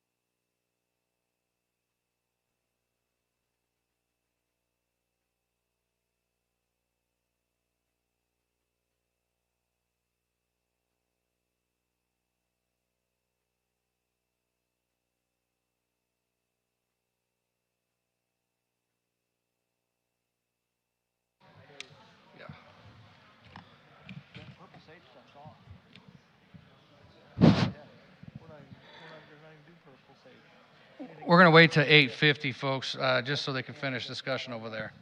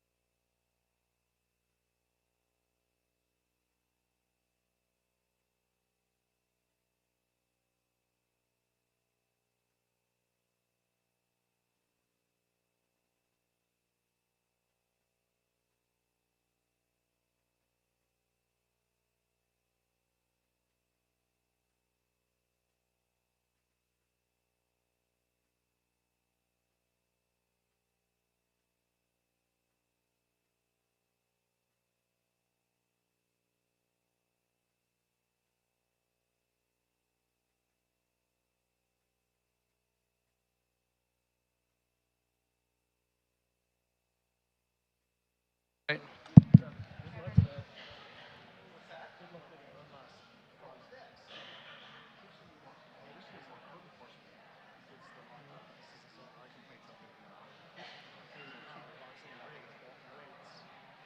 If rates go up, yeah.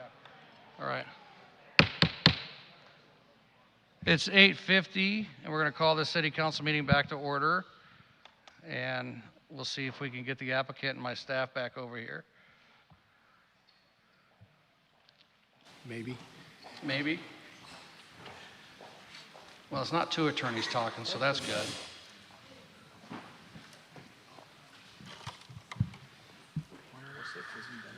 No.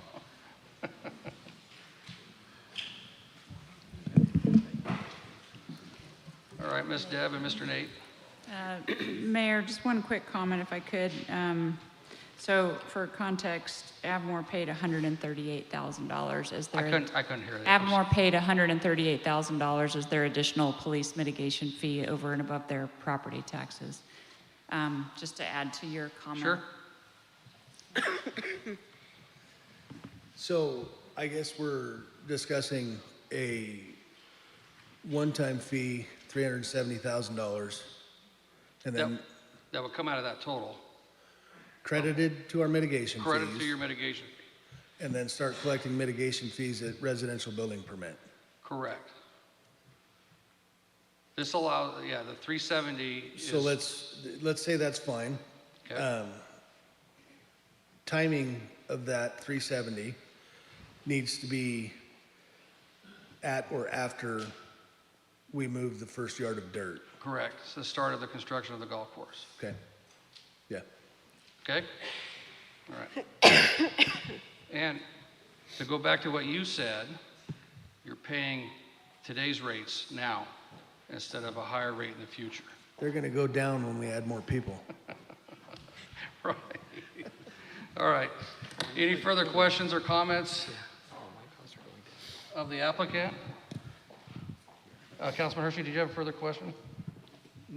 No, Mr. Mayor, no, I was just, when you were hashing back and forth with Mr. Mitchell there, I was just, he's discussing his risk and we're discussing ours, and in all reality,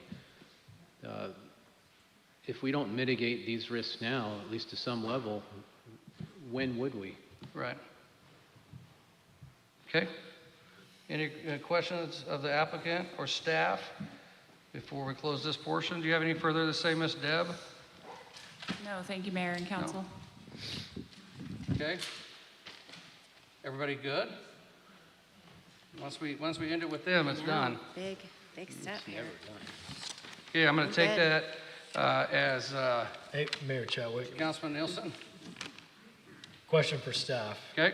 What questions are we not asking? Yeah, thank you. Can we turn on Sean's mic, please? Oh, There we go. Mr. Mayor and Council, Let me just clarify a little bit. You guys have spent a lot more time on this application, had a lot more conversations over years, and really, we limit this to when we get to what's in the packet, to these conversations. That's why I'm asking you. What aren't we asking? Help us be our eyes and ears here. Mr. Mayor and Council, I believe with what you have, with the applications you have in front of you, I think you've addressed the key issues, which is the traffic, the land uses, and the conditions that the mayor has proposed. I think once you get into the details of the preliminary plat and the planned unit development, a lot of those unanswered questions are going to be addressed in more detail, specifically the traffic, because you will have detailed ACHD, ITD, and Canyon Highway District 4 review and approval letters and conditions that will break down and phase every aspect of the development. And again, what you're doing is you're putting a cap on the density. It's up to them and those traffic agencies to determine what that number is going to actually be. And that's going to happen as that preliminary plat comes in. So I think you've addressed everything that's within this application in front of you this evening. Okay, thank you. And real quick, that sounded like a diabetic alarm. Is there anybody need help? Okay, just making sure. Okay. All right. Anything else? Any further questions of staff or the applicant before we move forward? I have a question of staff. Okay. Maybe the applicant, I'm not sure. Pull your mic closer to you. So, going back to the lot sizes, the red borders are half-acre lots or acre lots? How do they look matching up to the, and that's a preliminary plat problem maybe, I don't know, but I'd love to hear that answer. It's a question. We have committed to matching lot lines, one new neighbor to one new neighbor. So they're matching lot lines with half acre Correct. Minimum. in size. And minimum, there will be lots bigger than a half an acre, but a minimum of 1/2 acre. Lot line to lot line Yeah. is my question. Okay. Any further? I'm good. Well, We'll see how good you are. we'll see. All right. I'm going to say it's 8:57 and we're closing the public hearing and going to council deliberations. Someone needs to start. Mayor Chadwick, Councilwoman. I'll go ahead and start if you don't mind. Okay. I wasn't feeling very good, so I prepared a So statement. make sure you talk all the way into the mic. All right. So we don't get yelled at anymore. All right. So I prepared a statement earlier, and from what I've heard here tonight, nothing has changed my mind. And so, I maybe as we deliberate here, something will, but I'll go ahead and read what I wrote, and maybe we can use this to kick off the deliberation. All right. So I believe that the main ingredients of a great community are connected residents, diverse community activities, a strong business environment, and a place where everyone feels safe, welcome, and at home. These ingredients shine bright here in Star. The primary responsibility of this council is to not only protect these existing ingredients, but also to strengthen and foster their growth with new development. I see many positives that this development would bring to Star, including their donation of land for future fire and school sites, investing and expanding the city water and sewer services, funding much needed local road improvements, bringing a variety of housing options, and providing additional recreation amenities that everyone can enjoy. I have little doubt that Nate and his team that would construct an exceptional development. However, I'm having a real hard time agreeing with two findings that we're required to make in order to approve this project.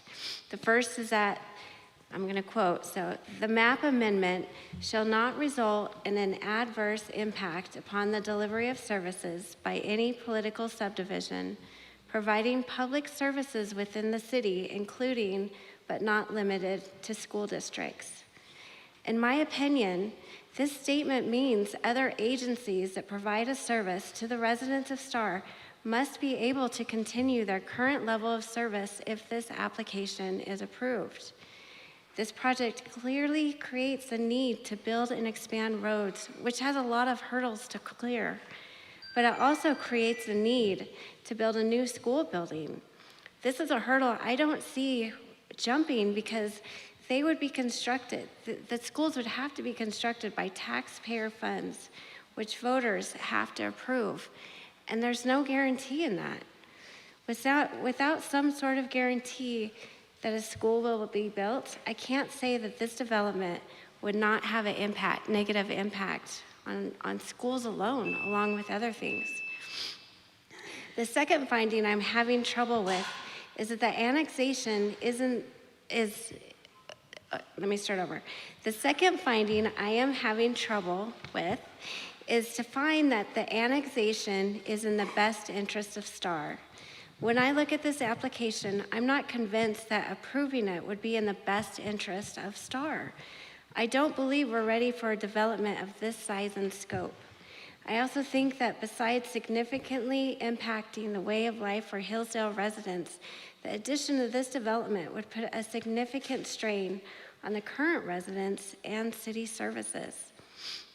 Because I can't say yes to these two required findings, I don't think I can approve this tonight. And then I will also add that, kudos to the public. You put together, you did your research and made a very factual presentation. It's very easy for people to come and testify simply because they do not want a specific development, but we, the council, we must base our decision on factual testimony and the land use laws that govern our community. I hope anyone wishing to testify for or against future developments will reference the efforts that the public put into this, given during this public hearing in this application.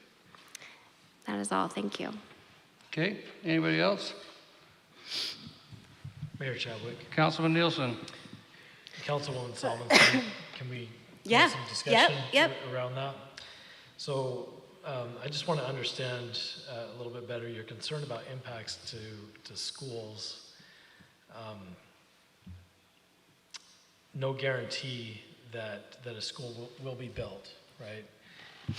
And I'm curious, that we don't have any control. Right. Right. So the state has outlined how schools are funded, and the school districts, they wait until schools are overcrowded, basically until they have enough students for the new school, until they go for bond to build that new school, because then it's practically full as soon as it's built, right? And so I'm just curious, how could we ever meet that expectation? And this question is not just about this application, but just in general. Right. What are your thoughts on that? Right. Yeah, with the current system, I think it's broken. You know, the way that the schools are, they're tied to be built. And I don't see it being fixed. And I feel sorry for the developer, you know, I mean, for any development, because they're all going to be in the same boat. But I think with this project, it's a little, it's harder to swallow because the size of it. And then, you know, sure, it will be done over many years, but we have already approved so many lots, you know, and that can be built tomorrow. So where, you know, add that on into the mix, and it just doesn't make sense to me. So, hey, no, please, thank you. So I'm gonna come back, I'm gonna ask you a question, or I'm gonna just bring a statement up based on what you said. With this West Ada School District, which we're part of a massive, the largest district in the state of Idaho. The school district currently has capacity. The capacity is shifted to other schools, right? So when we're talking about this, we're providing a school site to get built so we can try to provide convenience more than anything for students to be schooled locally. We already have this issue south of Highway 44, where every student south of Highway 44 gets shipped to Eagle to a school that has capacity. So in my opinion, based off of what you said, I do believe that there is the capacity and the ability to educate these students. It's not the most ideal way by keeping them home, because I would prefer to have the schools built here, but it's the way that the state has given us and the monstrosity of the school district that is provided, right? If this happened to be on the Middleton side, they have no capacity. They have 4 schools that are 140% capacity. It's not the case.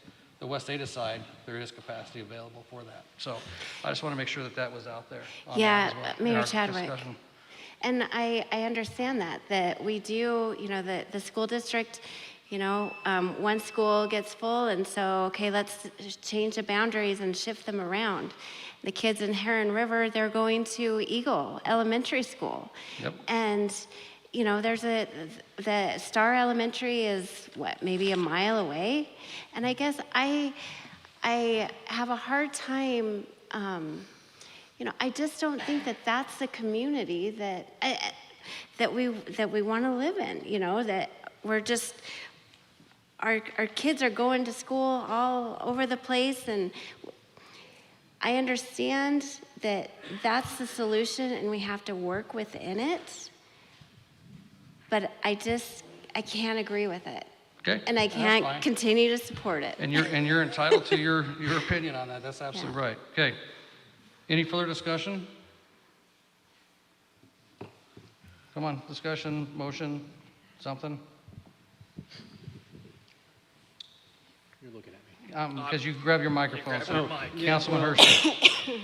Yeah, there's a lot of unknowns that I'm still trying to ponder in this. I think the school thing is something that is completely out of my wheelhouse. It's not my area to do. I like the fact that we actually have land secured to give them. That's an amazing savings of cash. The things that I have thought about and continue to think about are the traffic, which is very hard to wrap your head around.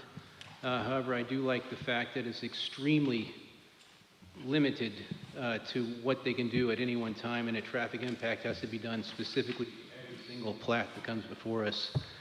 I like the design, the review, but there's still things that are just tough to consider. First off, like Wing Road. Yeah, I think that should never be accessed, plain and simple. And Mayor Chadwick's right. I've heard him talk to ACHD about this, and I know who he's talking about when they said you can put this in your plans, and I think we need to if we approve this.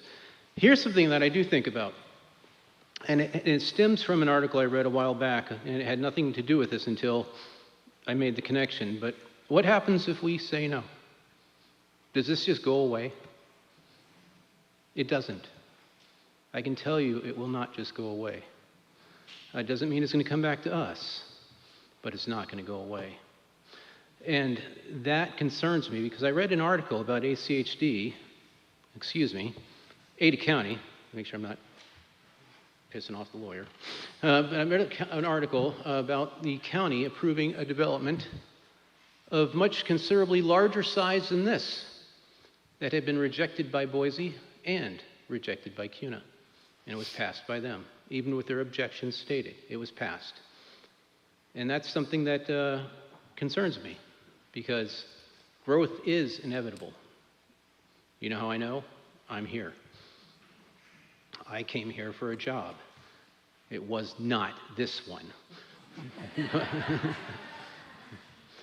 And the job I came here for, I love to do, and I fell in love with Idaho. Yeah, I'm one of the few that actually knew very little about Idaho, and I fell in love with Idaho.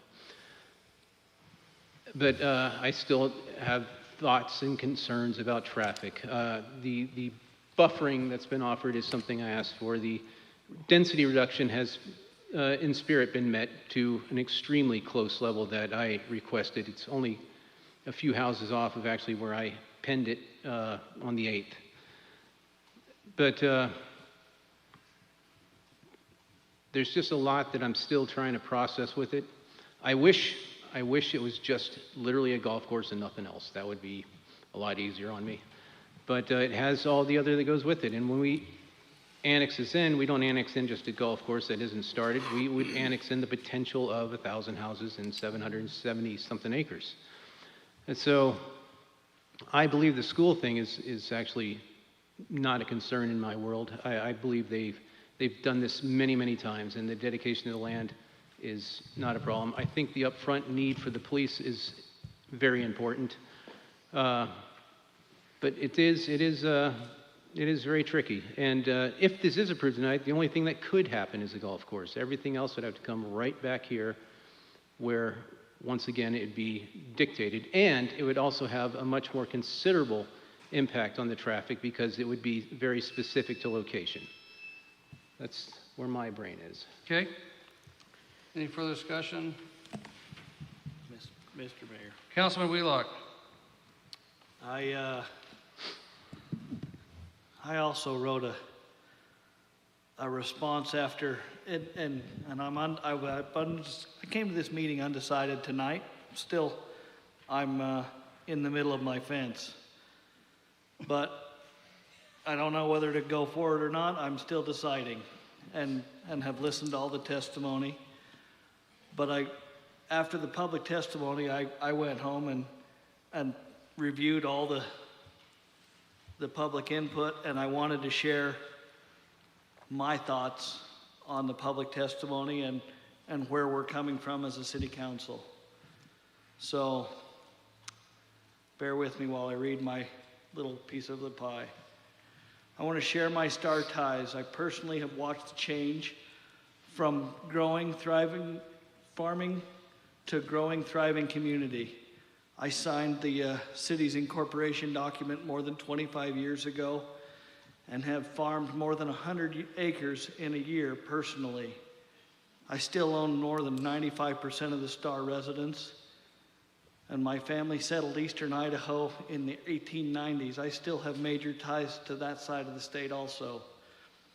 I share this not only to rebut public testimony that thought we as a city council were from a state west of here that has different political views as a whole. I'm not against anyone that is new, but leave what you left and come join what you recognize as a positive future. I am witness to the change. I would rather have growing pains than a ghost town. I recently drove through a town whose downtown was boarded up. That's not the case here. Years ago, we were the armpit of Ada County, and one of the farmers that lives in the city impact and I were friends agreed that it was a great armpit. Many of you apparently agreed with that, and the majority of the population has moved here since that conversation. I love this town. And those that have been here since way before me. I still personally know many of the original citizens, and they're great people. They recognize the change, and they don't fault anyone that comes here. They are looking for good neighbors, not people that want to change the values that have been here and have been here for 100 years. Please, let's be those neighbors. If you don't like the other side of the fence that bought it, this is America. If you buy the ground, you have the right to use it. I believe that firmly in land rights, and I stand by that. Let's figure out how to work civilly to be good friends and a better star. Please don't assume that we don't understand or are ill-informed in that we don't understand the whole scope of the project. We're learning, but it's offensive when you say we don't understand because we haven't done our homework. Believe me, we've been doing our homework for a long time. This project has been approved and approved and approved, and they didn't finish it, and it's gotten less and more refined every time it's come back. We're still getting that. I also want to note that the keyboard negativity that goes on the internet keeps us from straightening out those misinformation that are on the internet because it's not worth getting on there to correct something for being personally attacked. Being informed is all but impossible to make a comment and correct a bit of misinformation without being thoroughly attacked. We are all doing all we know how to do and appreciate the ideas that help and are constructive rather than destructive. Let me be clear that I know very well the situation we're talking about. I recognize that a lot of people have expressed opposition, but also we have had many that have appreciated and talked positively about this same project. They don't want to be ridiculed either, whether they are for the project, because it's always not as popular with everybody.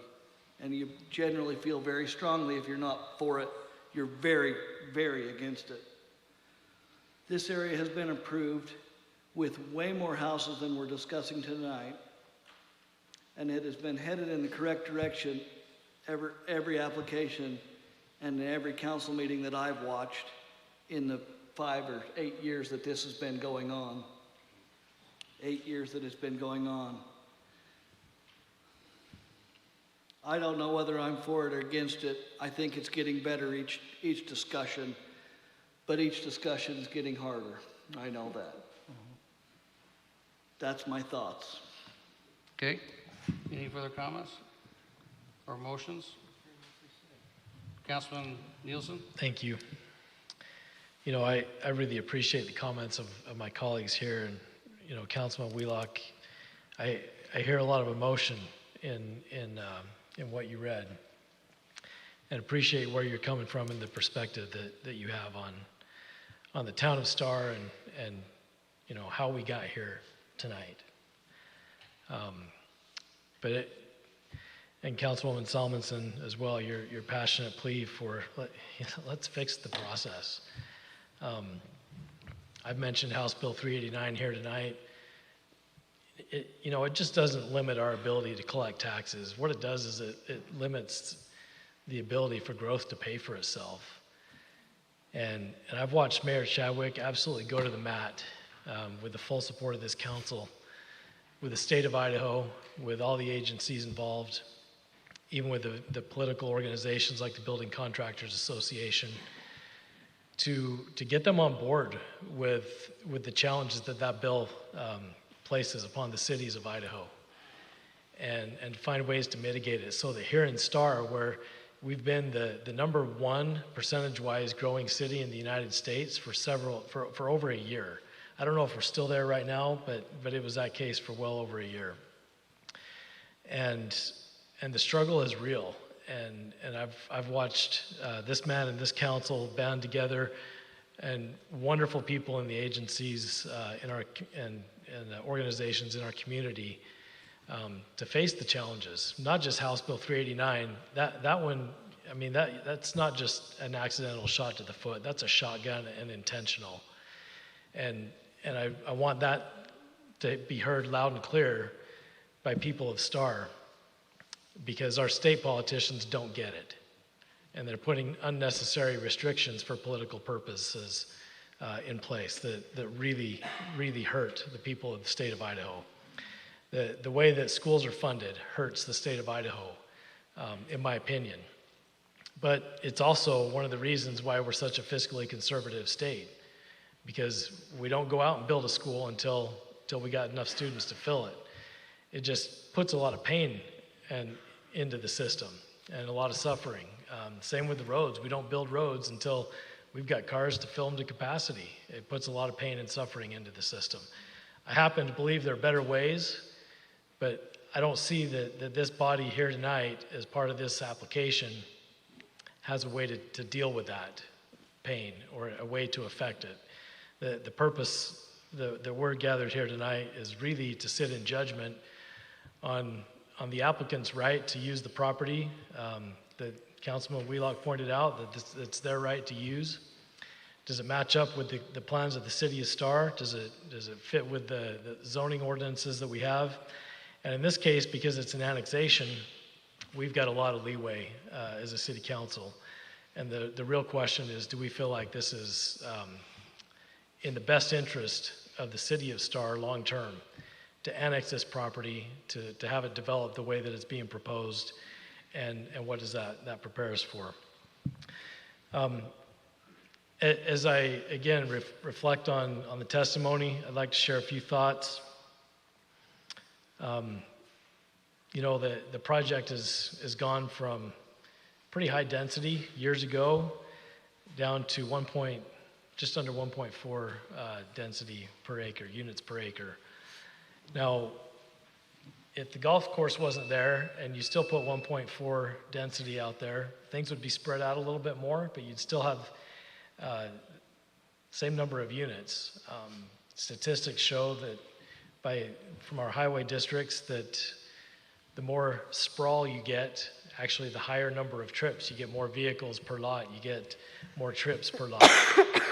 And so part of our city's comprehensive plan is to employ, where it makes sense, a concept called coving in planning circles, which is to have lots of open space with pockets of development, more dense development, and roads that, as you travel, it make it seem like you're more in open space than you are in urban type development.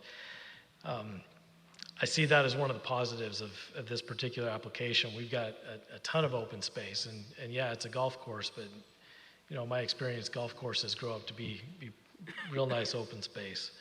And I think that then the question is really you know, how are how is this plan for the residential? And it is more compact than sprawl. And you know, there's two sides of the fence to that. Some people like the sprawl, and others like to see it more dense, and it's hard to please everybody on that.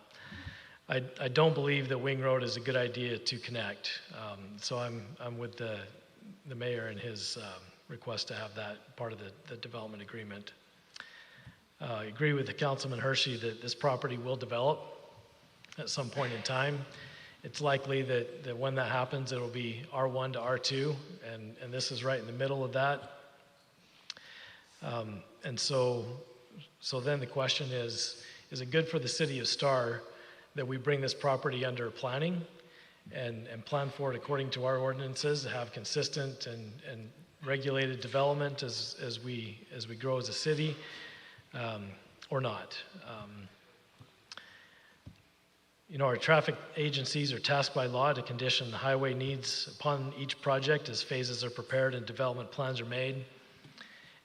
And I think that's probably the most difficult part of every application, especially one of this size that is so preliminary and anticipated to go over a long period of time. You can't see the answers from where we sit today.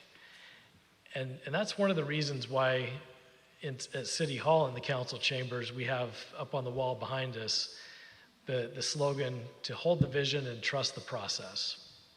We've got a vision for the city of Star that means growth pays for itself, that means that as Councilwoman Salmonson so eloquently stated, that our neighborhoods and our town is constructed in ways that let us grow and be good neighbors and develop, in friendly ways.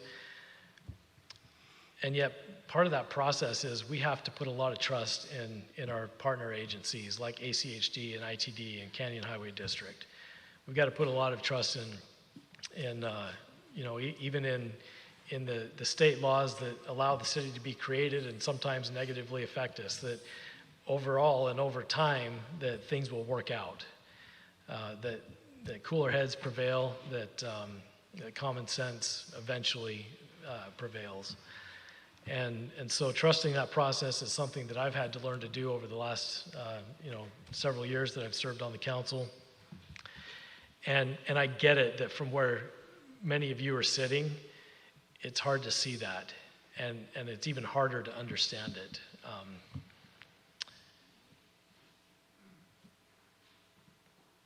So I think those are some of my prevailing thoughts. I'm generally looking at this application as one that the applicant has put together in accordance with our comprehensive plan, in accordance with our development codes. I find that the application, the densities of the application, given the open space, I think you could find it in different configurations, but I think it's what's going to be there regardless of any decision that's made here tonight. The assumption is that land will develop, and unless there is some sort of legal instrument that locks that land out of development, that is the assumption that cities have to take. The question as to whether or not this is good for the city of Star, it doesn't really, that question doesn't consider whether it's good for the people of Hillsdale that already live there, whether it's good for Middleton or good for the school district or good for the highway districts or anything like that. And yet those are important considerations as well. And so I guess where I'm going with that is I think that the development to the north of where the city is today is an important part of the strategic growth of the city of Star. Where we sit today, as far as the city's revenue base, we're still over 90% residential taxes that pay for the basic services in the city of Star. A healthy city sits at about 70% residential. And so we're seeing the commercial development come. And yet, in order for this city to be sustainable over the long term, we're going to need more of that commercial development to come in. And so both commercial and residential growth, really in the only direction that we have to grow, which is north, weighs into the factor, is a factor that weighs into where I'm kind of leaning toward tonight. So I tend to be on the side of the fence that this is an application that is good for the city of Star. And I say that knowing that it's not good for a lot of you. And that weighs heavy on me as well, because a lot of you are my friends and neighbors, and I've got to live in this community just like as well as you. And so as that falls into the property rights of the person who owns the property versus the property rights of the person that looks at the property, the one that owns the property is what's in question here tonight. So I say that I'm generally in favor, and now that we've all had an opportunity to kind of share our thoughts on this, I'd be interested in additional thoughts from the council on what a motion either way might look like. Was that, what emotions? Motions, Oh, not emotions. I prefer to talk my emotions, and I don't, Not emotion, well, motion. you know, I've heard, I don't have a sense for where the council is generally. that I will elaborate on that if I may. You know, one thing I do appreciate about this is the same thing that I hated about this, is the fact that it is large, but it's long-range vision is what I'm seeing. I'm going to ask the mayor in a few minutes to read all the conditions, because I've captured them on several pages. I don't have them compiled. I think you have a better list, but not yet, sir, if you wouldn't. And the reason is, when I first heard of Willowbrook, and I have heard a lot of Willowbrook, an awful lot, because I've been sitting here, and I remember the first time this came across, it was 3,000 homes, and it had no density reduction. It was 3,000 houses. I remember that quite clearly. And it's trickled down to 1,000, which is actually rather significant. I never thought it'd actually get to that. Now, before I go off on too much of a tangent, when we have something like this, and we've discussed it, and the public's brought it up too, is the unknowns of what's out there. And when I first heard of this, I said, oh, this is ridiculous. Who would ever approve that? But that was before any testimony. That's just when I read the packet, and all of a sudden I'm looking at something that says 3,000 houses, and it's just unbelievable. And I was so new on council, it was not a good way to cut your teeth. But when we have unknowns, and when I have unknowns, and I believe you all do this too, we tend to fill it with fear. When we have something we don't know and we can't quite process it, we generally turn it into a fear. And I had an awful lot of that. But as I was going through this slowly and surely, I noticed that one thing that I can point out is we are trying our darndest to control growth. And I believe by the conditions that we can list, we can actually make this a very slow and a very controlled growth because of the stipulations that they have to come back with everything every single time. And Nate, I don't care what it costs you. I'm just going to tell you that right now. I have no concerns on that at all. I'm a federal contracting officer. I don't care what it costs you. I work helicopters. Those things are expensive. So I have to take that emotion out, and I'm sorry, but that's just, I had to learn that. But I do see a slow and controlled growth, and Mr. Mayor, if you would, I need to hear those conditions, because I don't want to make sure, if I swing towards doing it, I must make sure that I absolutely am true to my point that this is a slow and controlled growth. Sean, do you have the conditions all somebody. written down that's all been discussed tonight, or? I think so. Yeah. Can I read them? Yeah. How many is there? A lot. We'll have them read them again so everybody knows what they are. Yeah, oh, you're writing it down. Yeah, and capture these. Ready? Yep. So the conditions that were read by the mayor earlier included, just read them here. Council hereby approves the golf course and associated facility amenities, including the clubhouse and accessory structures, restaurant, bar, and driving range.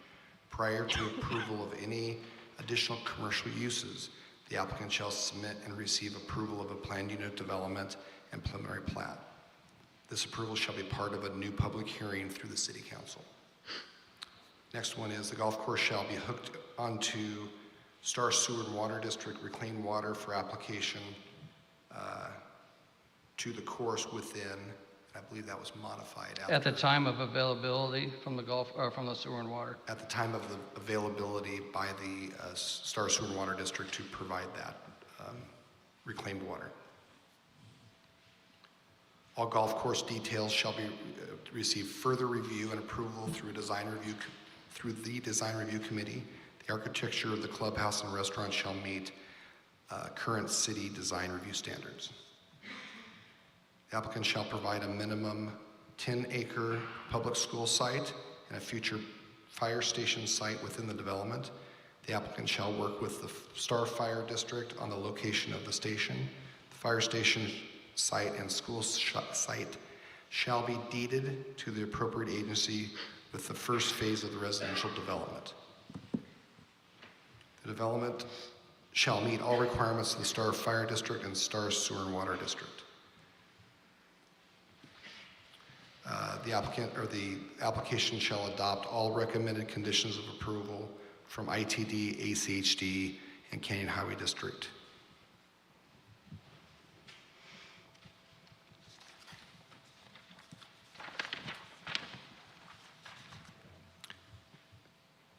Maximum density as 1.38. 1.38 with a maximum lot count of not to exceed 1,000 lots is hereby approved as part of this annexation. A minimum required lot size adjacent to all existing residential lots, and I believe it was half acre with matching lot lines. Half acre to 1 acre with a 100-foot buffer strip. And matching lot lines. And matching lot lines. 100 foot or 25 foot? The 100-foot buffer strip is up there. Correct. I think it's above Monument Ridge. Correct, also with a Yeah. 25-foot rear Setback. setback. Yeah. Agreement from the applicant to pay all proportionate share and mitigation fees. And I have here in place at the time of recordation of the development agreement.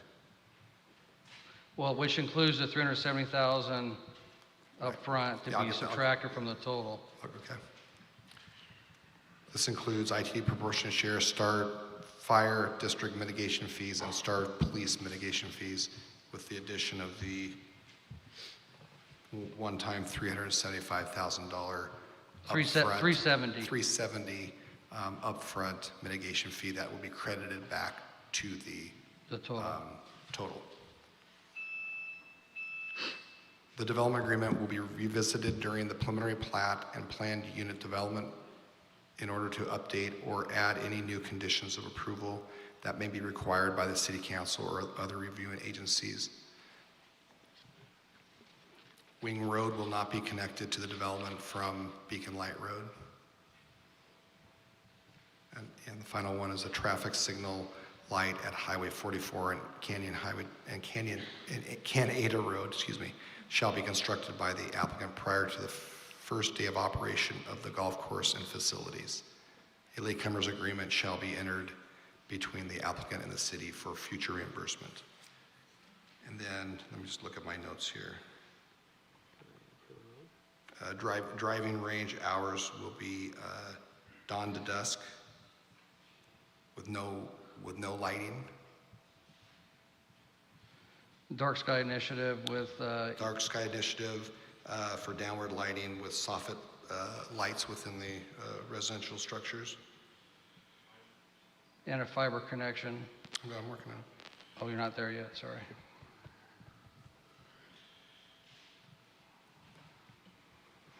The applicant shall provide a fiber conduit for future fiber optic connections. The fire station lot will have infrastructure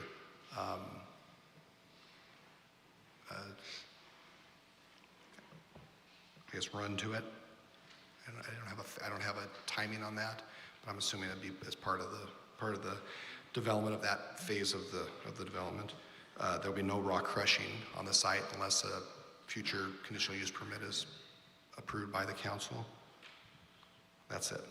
Okay, Mayor Chadwick. Councilman Nielsen? Sean, did I miss it, or was it not there? Connections to Langtree Gulch, was that part of the conditions? I think those were part of ACHD. That was ACHD. Those are part of ACHD's requirements that were adopting their recommended conditions of approval. Okay. Yeah. I thought you said no connections to Langtree Gulch. No, and I think that was part of what ACHD was talking about in their conditions, correct? I think they were talking about Deep Canyon. Okay, I mean, we're drawn on the map here, connections to Lake Tree Gulch, right?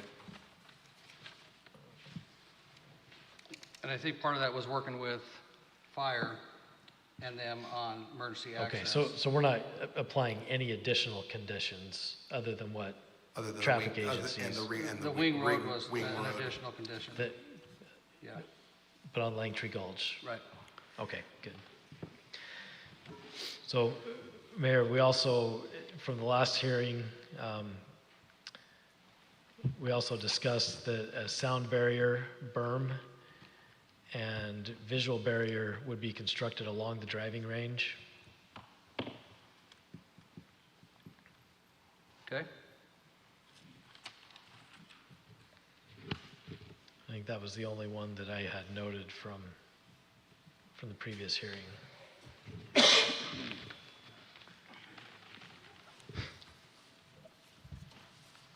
all right. We got everything? Did we need to mention a water lift station, or is that because? That's going to be part of the annexation agreement with Star Sewer and Water. Right, Separate right. agreement. Traffic impact studies, all phases, I think that's, And that's part of the ACHD. that's the ACC one. Comments, yeah. I'm just making it clear. And we talked about matching lots. The lighted intersection at 44 in Canada, that's already been agreed upon by the developer. Yep, and that's on here. That's on there. And the wing road is nothing.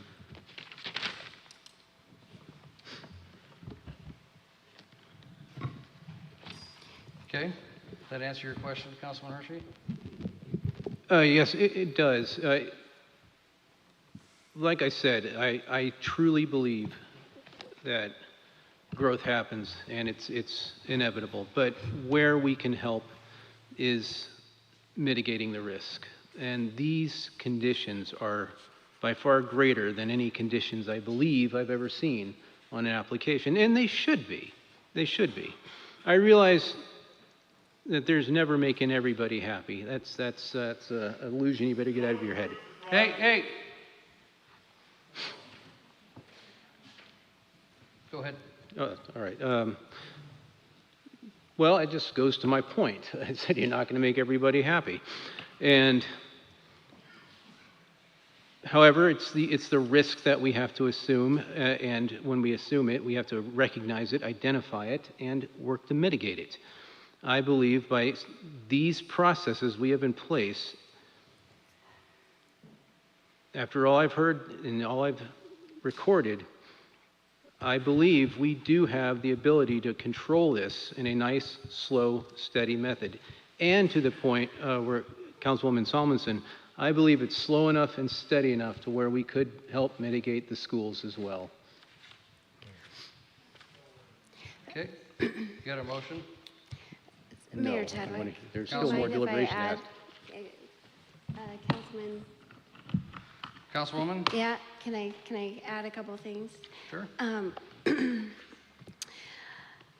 So I appreciate everybody's sure comments you're up talking here. to the mic, I though. appreciate everyone's input, and you've given me things to think about. But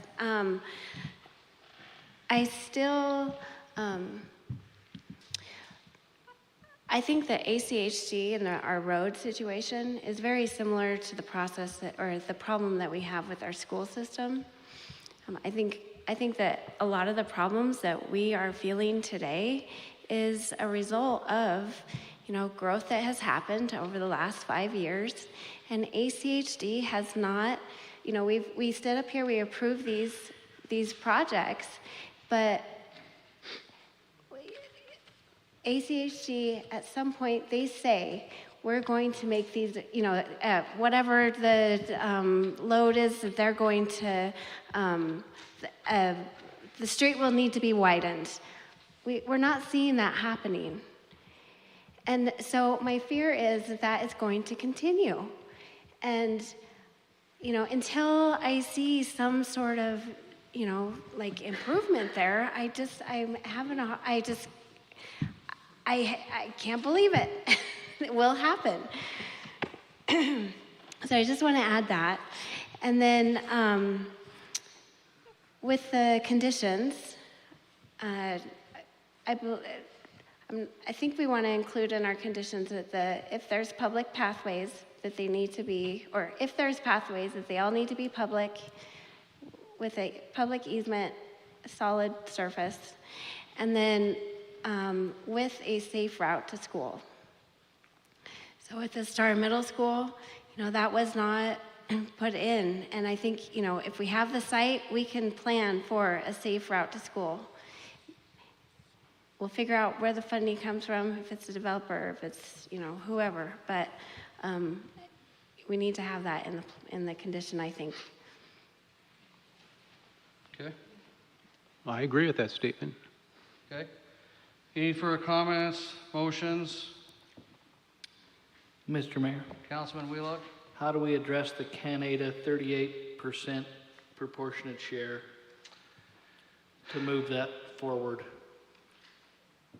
I think that's all part of the conditions of approval with CHD4, so that'll have to be discussions between them and CHD4 on how that gets paid. How do we encourage that to happen? That's a good question. I mean, we'll have to, Because we can say it, but if we don't say how it's going to happen, it'll never happen. let's see how they wrote that in here again. Hang on, from Mr. Harper.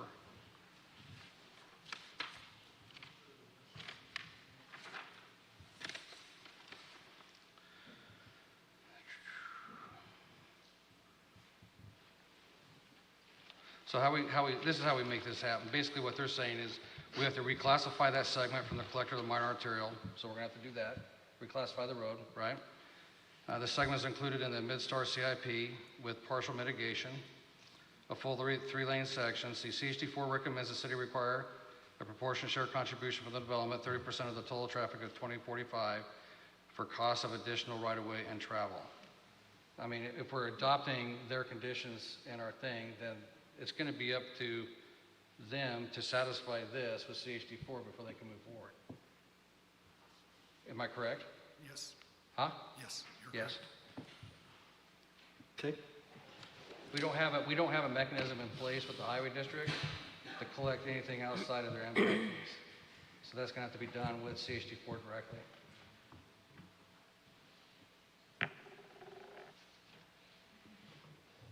All right? Okay. Any further comments, motions? Someone's got to make a motion because we can stay here all night. Mayor Jadwick, Councilwoman? since everyone knows my opinion, I will make a motion that we deny this application. Okay, we have a motion. No clapping, please. We have a motion. Do we have a second? Hearing no second, that motion dies. Do we have a new motion? I just don't know how to make it. Anybody?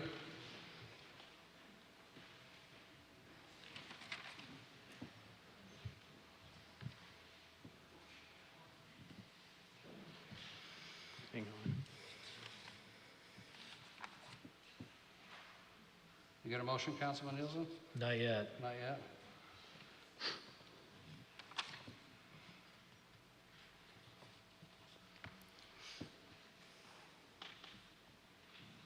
Councilman Hershey, Councilman Wheelock.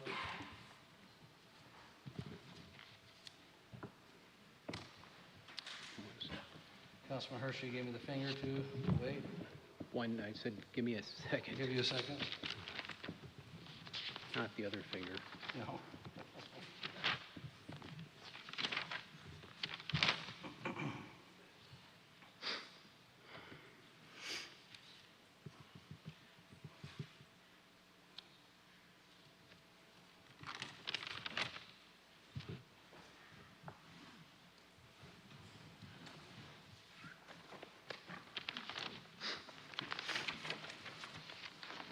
Okay, we'll sit here for a few minutes while they write their motions.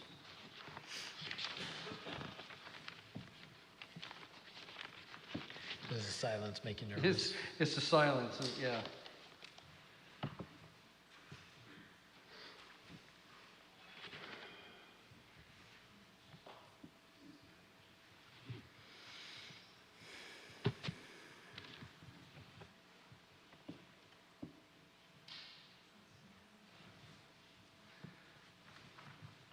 Anybody got a motion yet?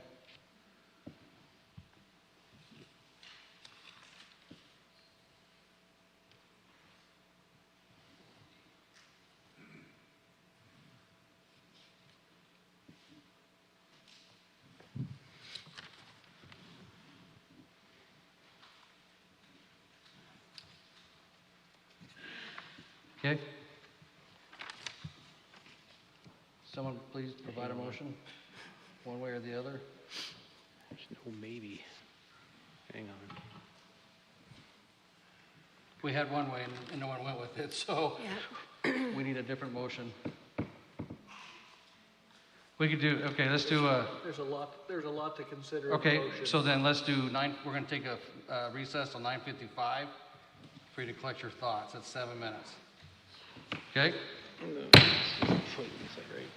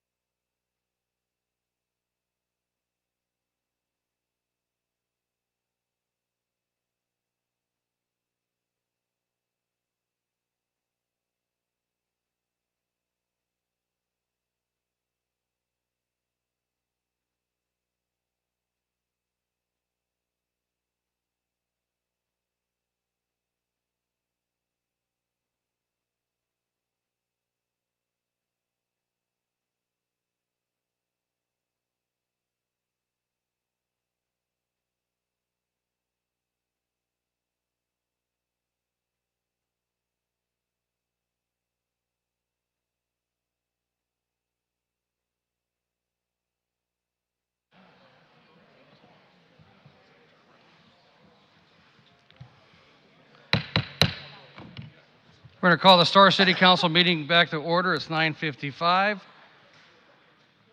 We got Jacob, you got it? You ready? And we're good online, Ms. Dana? Okay. So we're coming back. We took a brief recess for the council to get some thoughts together. We must have a motion to either approve or deny this project tonight, or table it. So I need a motion, please. Mayor Chadwick, Councilman Nielsen. appreciate the recess. I'll go ahead and make a motion, and I want to share just a couple of last thoughts. Well, you guys got to talk for hours last time, and I get to talk for a few minutes this time. All right. So, as Councilwoman Salmonson made her motion, a big part of me wanted to go ahead and second that. I know where she's going with that. As we've talked about, we've got challenges for funding and making some things happen in this state. And again, where I land is that I can't make that fight be borne by a private citizen all by themselves. That's one consideration. I've already shared that I do find that the application on the technical and legal merits, it matches up with our comprehensive plan and our zoning ordinances. There's no challenge that I find there. Some of the things that I find positive, it will force improvements to Canada Road, which we sorely need. It will force the development of Erie Road, which we sorely need. And it will bring the property under planning within the city of Star, which we've spent years on this application as a city, and I know county processes. You're lucky to get 1 or 2 hours of consideration, and so as I look at the inevitable development of this land, at some point, I believe what we have before us is a really well thought out plan. I believe that the process that we've gone through here, some of the conditions that we're making at this early stage of the project, sets us up for a good start. And trusting in the process that additional hearings and additional public input will only further make improvements and clarifications to that process. I'm going to go ahead and make a motion that we approve the project with the conditions that Councilman Hershey had staff read earlier. That's my motion. Okay. We have a motion. Do we have a second? We need a second. I will second it, Mr. Mayor. We got a motion, a second by Councilman Hershey. Any further discussion? Yes, sir. Councilman Hershey? Like I said, I do believe that we have a best chance at slow, steady growth, and the fact that it has immediate impact on some road improvements is a positive. Okay. Any further discussion? Hearing none. Roll call. Oh, microphone on. Nielsen. Aye. Salmonson. No. Wheelock. Aye. Hershey. Aye. Okay, that motion carries 3-1. Thank you. All right. We're going to move on to we got more on our agenda tonight. We need to move on to item 6A, ordinance for the Medici Vista subdivision. We must introduce it and dispense with the rules. Anybody got the card? I have one. Who wants to do the motion? David will do it? Okay. I haven't looked at the agenda in a minute. Make sure you speak into the microphone there.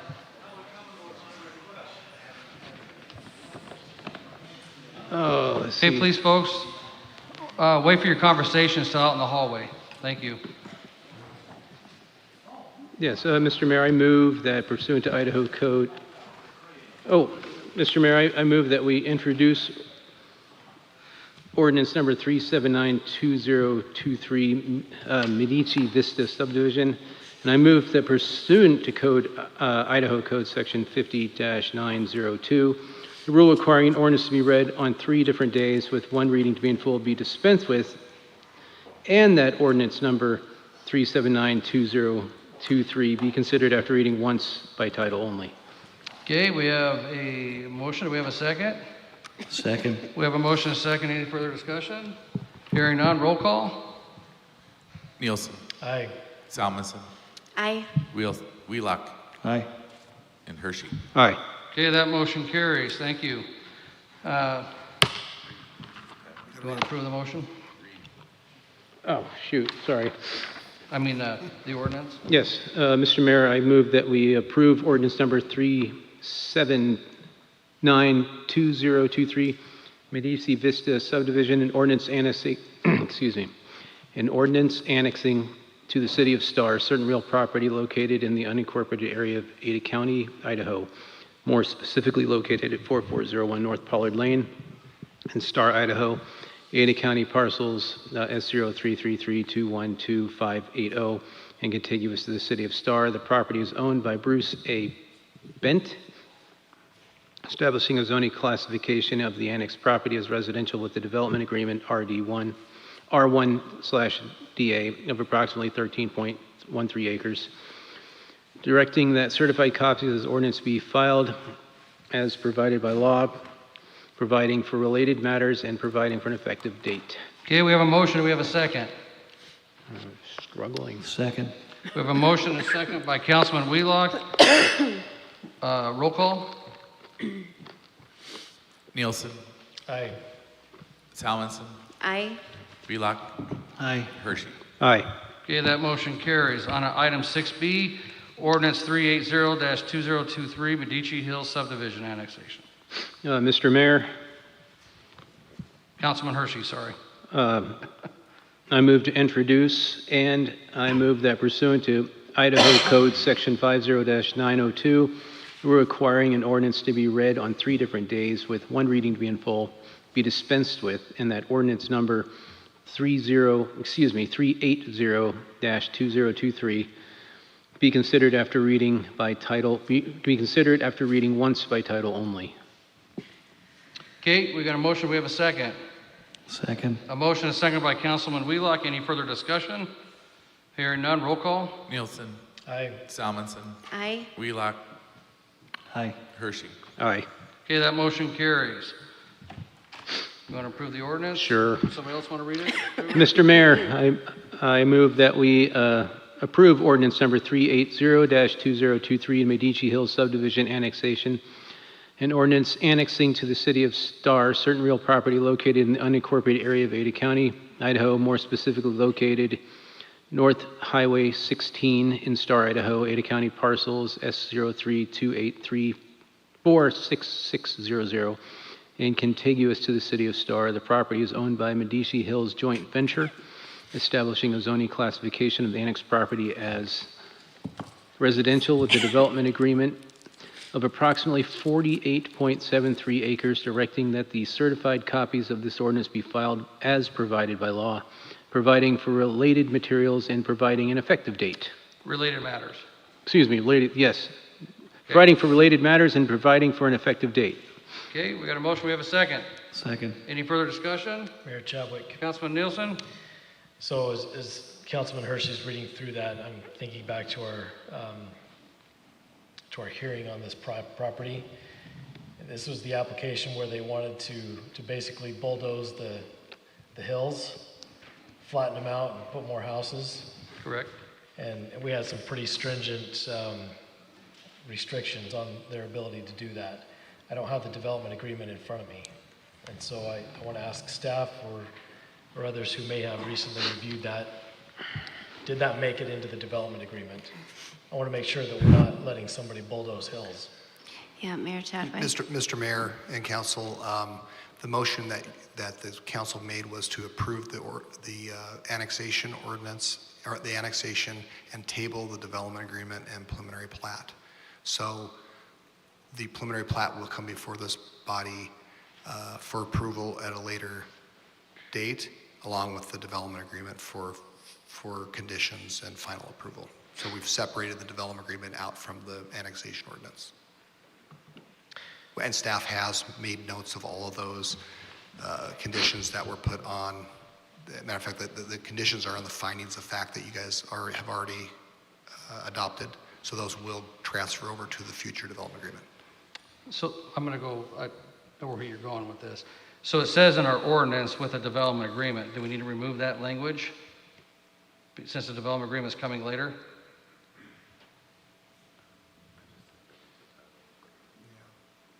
I don't see why not. Or is it? That's fine. The reason that's in there is because we need to have that R-1-DA in the You're looking at zoning the- and at the the county. R-2-DA. Well, there's both, well, I guess, yeah, R-2-DA. It has to be, the county has to recognize that and put it on their zoning maps.